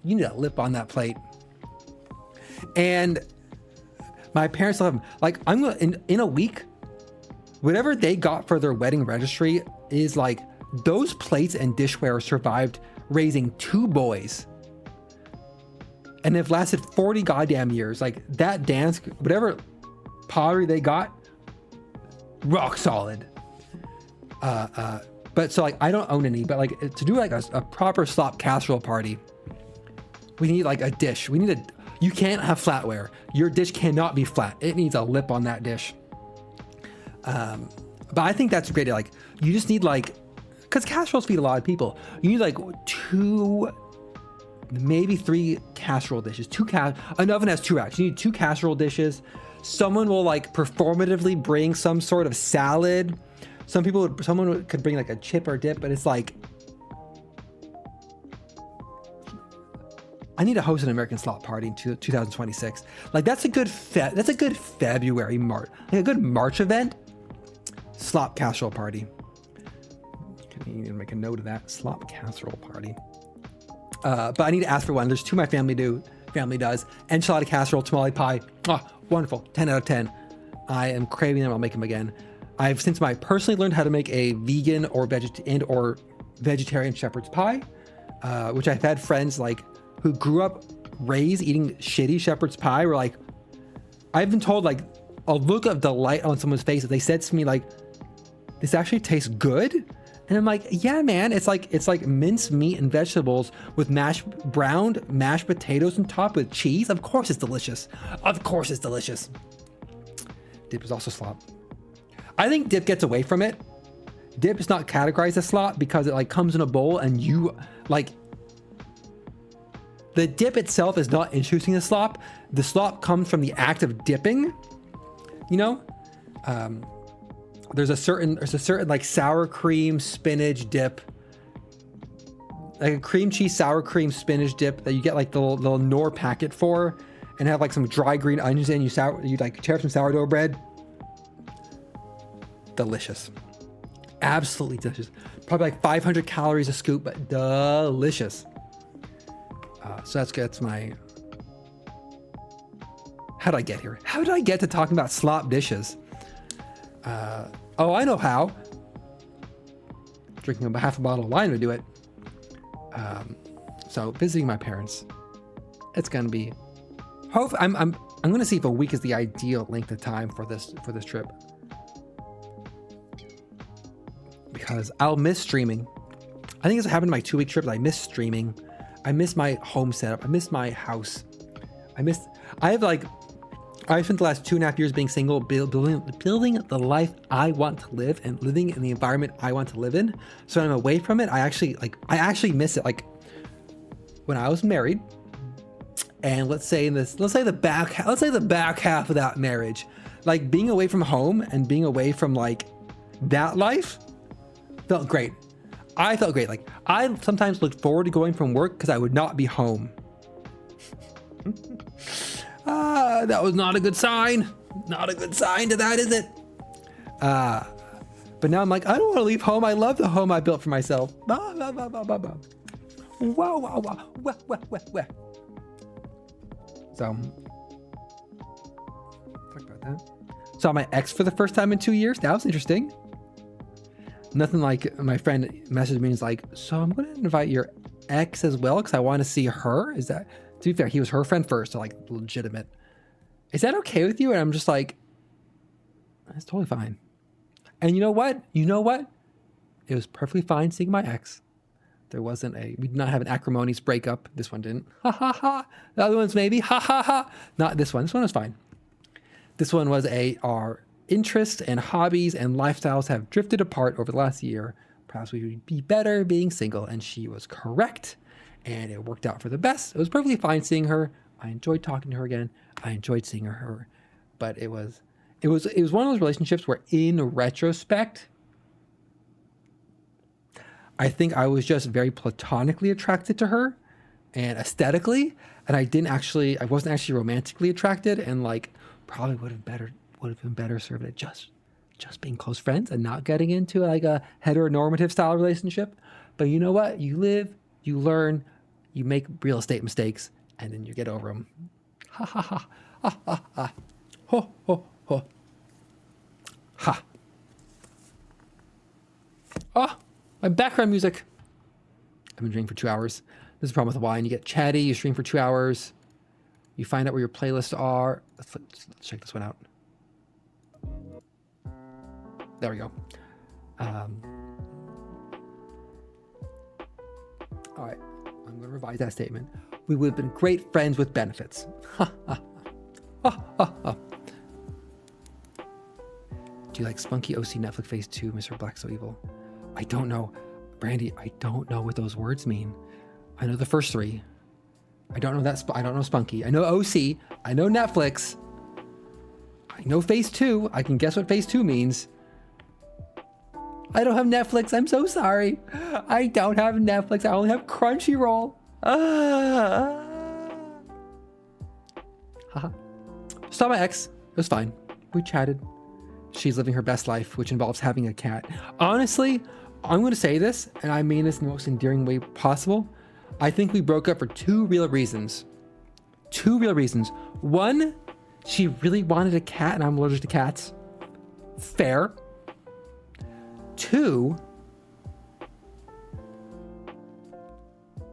she was bi, and I think she wanted to be with a girl, and I'm not a girl. Fair. I will say, if you're young and you're impressionable, if you're in if you're 18, 19 and you're trying to figure out who you are and where you are and who you like, I'm gonna give you a pro tip. This is my pro tip based on 20 years on God's green earth. Don't develop a preference for bi girls. Don't do it. Because there'll come a time, there'll come a place where they go through a phase where they're more attracted to women than they are to you. And you'll be like, well, shit. Can't do anything about that, can I? Terrifying. Came in hot. You came right out of therapy into this hot conversation. The worst part is Dad Brain knows what I'm talking about. The problem is bi girls look so cool. Bi women look so cool, especially if they're a little bit alternative. Some of us have a weakness. We have a weakness. It's fine. It's fine. I'm over it. God, it is the haircut. It's the haircut, and you get like the ear cuff and maybe like some of the piercings on it, and then like the outfits.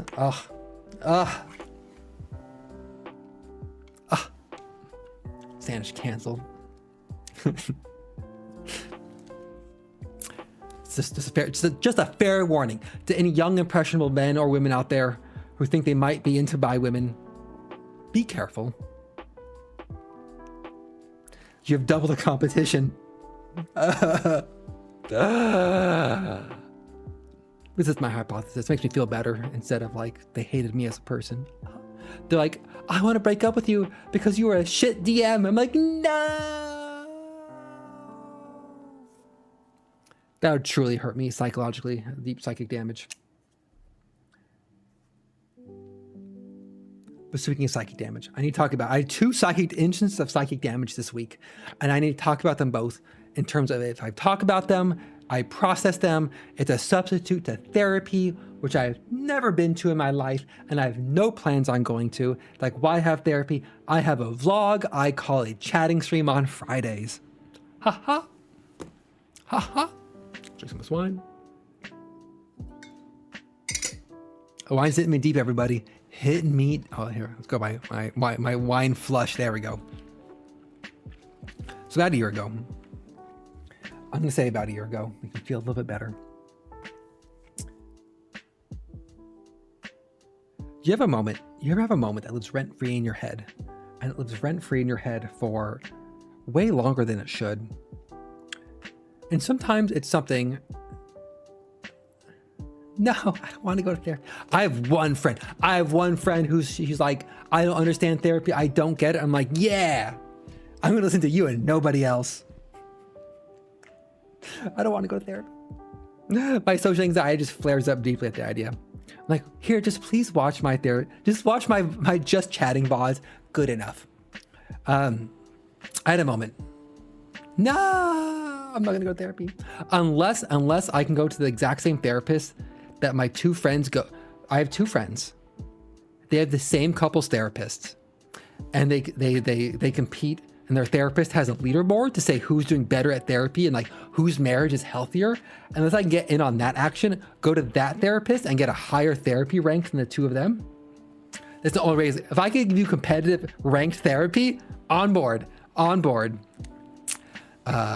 pretty confident that their therapist does not actually rank them in the slightest, and it is a bit. But you know what?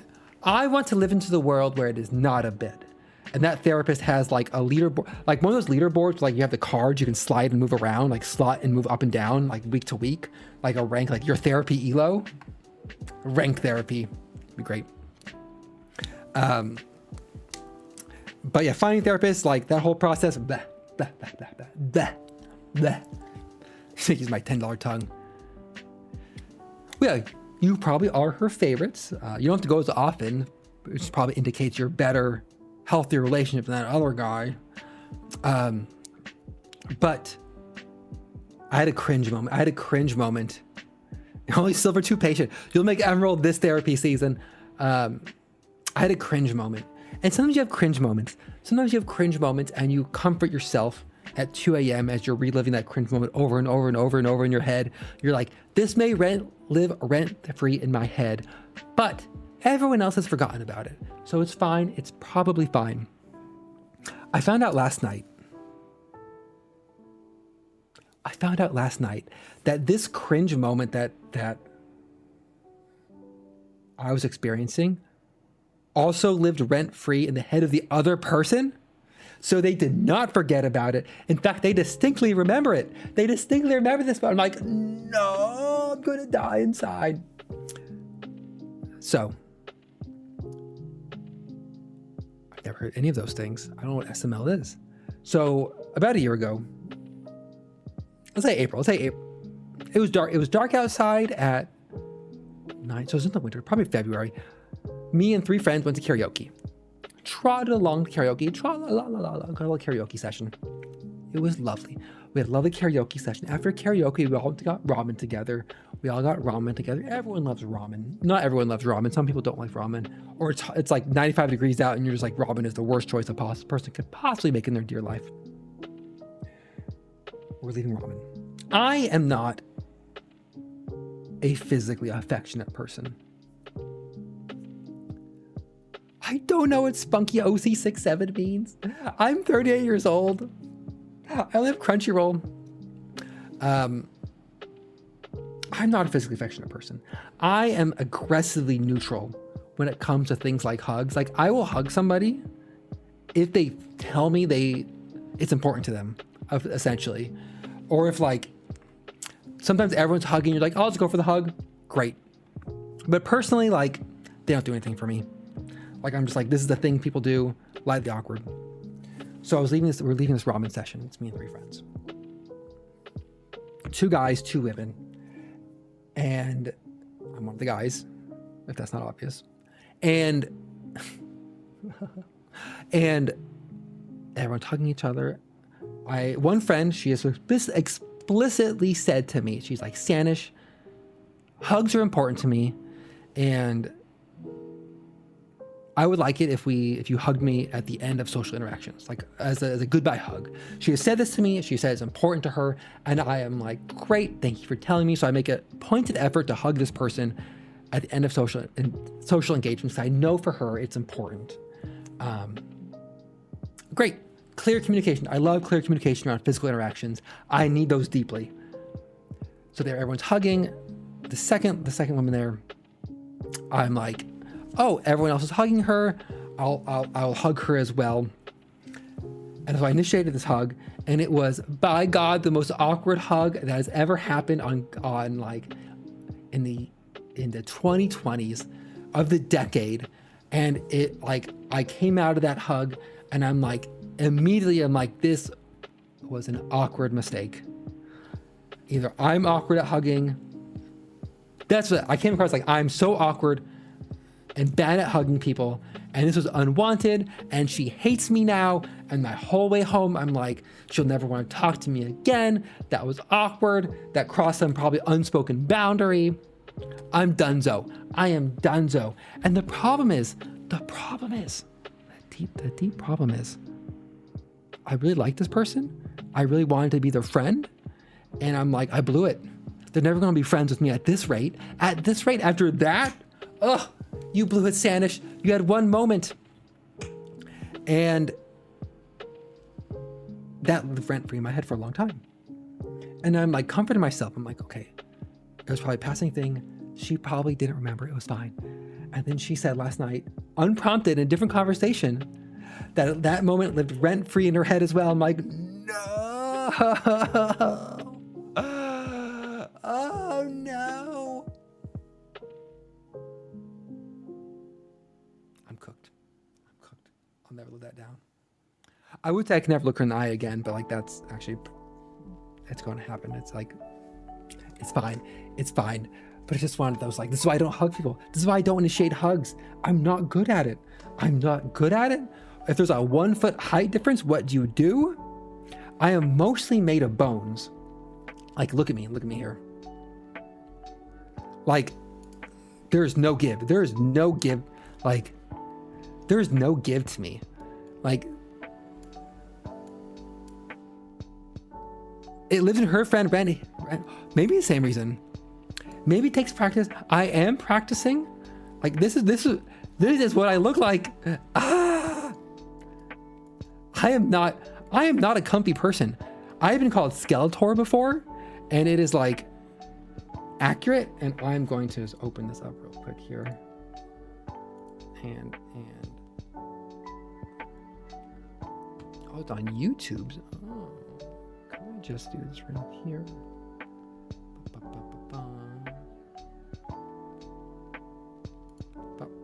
And did I lose tracking? No. It was living rent free in her head as well. I can only hope for the exact same mirrored reason, and not because of he is so awkward, which is true.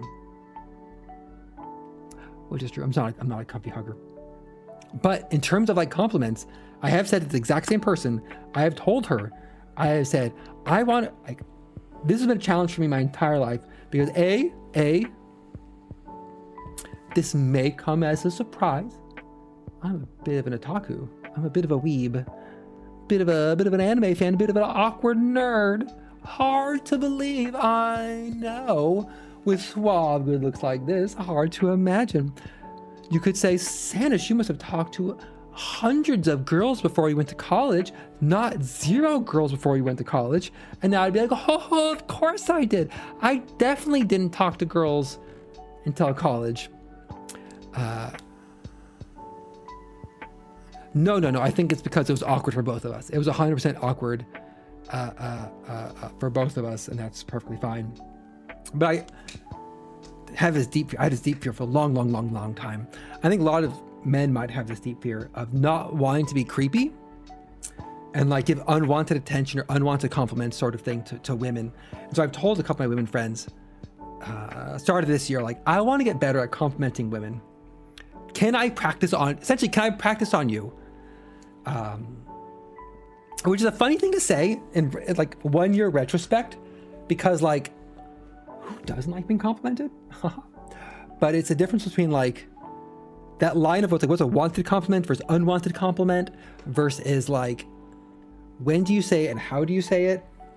So I've told several women friends that, and I'm like, I'm going to practice this and get better. I think I have.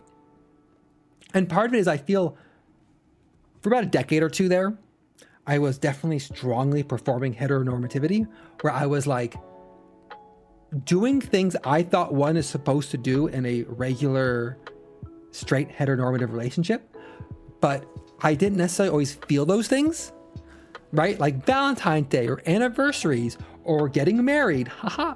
Like those were things I did because I thought that's what you are supposed to do, and not because that's what I actually felt or like wanted to do. And so this practicing compliments was like me breaking that of like, instead of telling people what I think they want to hear, compliment them for how I actually feel going forward. And that's what I've been practicing the last year or so, was with a few women in my life. Men, it's fine. That's fine. Part of the fallout of this is complimenting men and saying nice things to my friends. I have a friend who may or may not be in this chat who has called me out on this before, and I'm getting better at it, and I'm trying my best. Namely, there's one, again, a moment that lives rent-free in my head, was he was saying, we were ending a call or a D&D session or like playing finals together, and he was like, oh, I love you, friend A, I love you, Sanish. And the other friend said the same things, and I was like, oh, I love you both. And he was like, no. Tell us individually you love us. And I was just like, I needed that. I needed to be told. I needed someone to tell me that. And I did. I love them both. I love them both dearly as friends. But it's like that deep, visceral call out. I'm just like, oh no, he's got my number. He's got my number.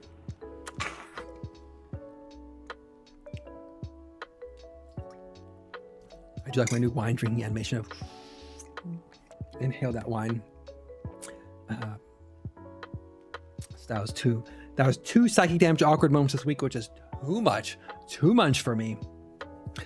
I would say I want to hide inside and never see the world again, but I'm like fully booked this weekend. I have a cookie exchange I'm doing tomorrow for the best cookie. I'm baking my friend's wife's world famous snickerdoodles, and I'm going to win this goddamn cookie exchange. Otherwise, she said she will disown me, never talk to me again, and I can never come to visit their house if I don't win. Not sure what she means by that. I assume it's a joke of some sort. I got my little notes here. I was like, what should I talk about in my stream? And I made a notepad here and I wrote some things down, so I'm checking them off. I'm not going to talk about that. No one wants to hear about that. I went through that. I talked about that. I finished all my Christmas shopping this year. Shopping for a 14-year-old niece who you haven't seen in 4 years and you don't talk to? Difficult. I got her Sholomance trilogy and Mistborn, and I'm like, 14-year-olds, here's some fantasy novels. Knock yourself out, kid. Got my parents some art books, and my dad a hoodie and a sweater and some like work gloves. Good enough. Oh, that's it. That's the other thing I want to talk about. The friend who is awkward hug friend rent-free in my head, who may be in the stream, which makes it slightly awkward in itself. Haha, to ignore this. It's not about you. It's about a different friend. It's having a holiday work party, and she was looking for a +1 to go to her holiday work party. And she works in an industry that's very like, I wouldn't say normie. Like I work in the video game industry, and some of my friends work in the video game industry, so it's a bit nerdier on the whole. But she's in a more normie industry where it's like work parties are more like, we're going to talk about our kids and daycare and sports and things. She's looking for a +1 to go to her normie holiday party in January. And I was a runner-up. Like 3 of us were just like, absolutely, let us go to your normie work holiday party. This sounds like a great time. Not like, I would never want to go to my own work holiday party. That sounds absolutely miserable. Going to a friend's work holiday party, platonically, she explicitly said non-romantically, which is right up my alley, and either A, talking up her coworkers to make them look better, B, skirting that line to make her coworkers think you're dating when you're not actually dating. It's my goal. Or B, just be a charming individual and show how good you are at talking to normal people. I was runner-up. I was like second place. It's like I got in slow on this, got in on this. But then I threw out my trump card here. I said, I will buy and wear a suit to go to this holiday party.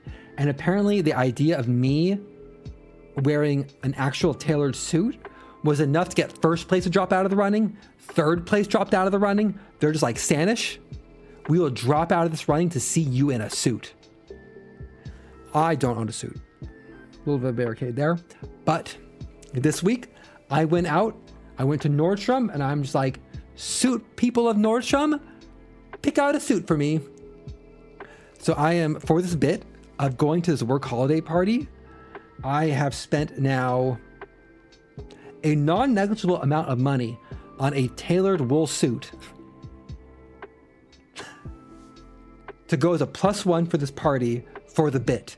I'm doing this for the bit. I'm committing to this bit, and I want 2 things out of this for myself. 1, I want to entertain my friends. I want to entertain my friends with photos of me in a suit. I want to people to say, "Oh, Sanders, you look so good in your suit," and I'd be like, "Oh, thanks. Oh really? Me?" 1. 2, I want to come out of this. I want 1 photo with my friend that hits that genre of awkward prom photo. I want an awkward prom photo with my friend. I want us to be standing side by side. I want there to be at least 1 to 2 inches visible between us. I want some hover hand on her shoulder. Like, that's what I want out of this. I want that awkward prom photo with my friend. That's what I want. That's what I want to get out of this. Talking up her coworkers, being charming, getting free drinks. All great. All great. Those are my 2 wins I want out of this. That's it. That's my goal. That's my goal for this. It's happening late January. I bought the suit this week. It's going to be ready next Friday. I'm going to pick it up. I was going to initially share photos, and I realized, like, no. I cannot share photos of the suit. Like, I need to show up. Oh, that's the other thing. That's the other delightful thing. Those of you on online communities who made friends online might know this dilemma of, you have your online name, such as Sanish, that your friends call you by, your internet name, your alias, and then you have your government name, right? And that could be the name you were used at work. That could be the name used on official documents. But the beauty of this is the whole evening, I'll get to refer to this friend by her government name. And I've never once called her by her government name. And I've been saving this in my back pocket for like a year and a half now of like, I'm going to save the using her government name jump scare for just the right moment. For just the right moment. Like, I need optimal jump scare to use this government name.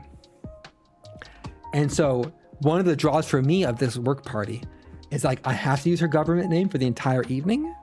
So I have between now and late January to plan the perfect government name jump scare. And I'm thinking about this and I'm noodling on this and I'm waiting for just the right moment to pull this out of my back pocket. Or maybe I won't. Maybe I won't use it until I show up for this work party in a suit, waiting for that prom photo using the government name. Delightful. Absolutely delightful. To be fair, absolute full disclosure here.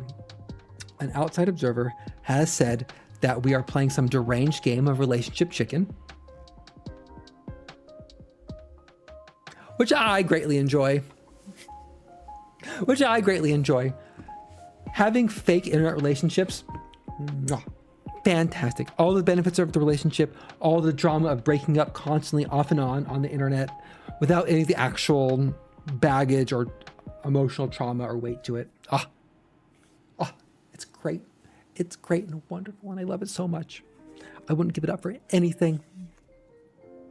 So, long story short, I bought a suit. I bought a charcoal gray suit because I also, on the depressing side, I'll probably have a family member or two die in the next 3 to 5 years, and I need a suit for it.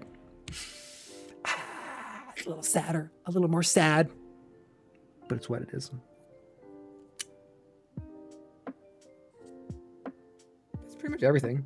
The parents live in Hallmark Town, Christmas shopping, lunch with X and friends, awkward hug, lasering, new model, absolutely blasted on some wine. I'm starting a game of diplomacy with some friends, which I'll talk about in a future chatting stream, which we get closer to that actually happening. I might share diplomacy updates on stream as well. That seems like a fun thing to throw in there. I love diplomacy. Finding 7 people to play it who won't take the results out of the game, a bit harder. I've lost coworker, acquaintances, and friends over playing diplomacy. Haha. I'm just a trusty little fox boy. My alliances are rock solid. I won't betray anybody.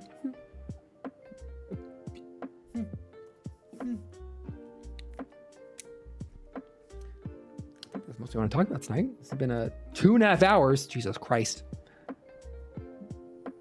I thought it only been an hour and a half. Haha. I should hydrate.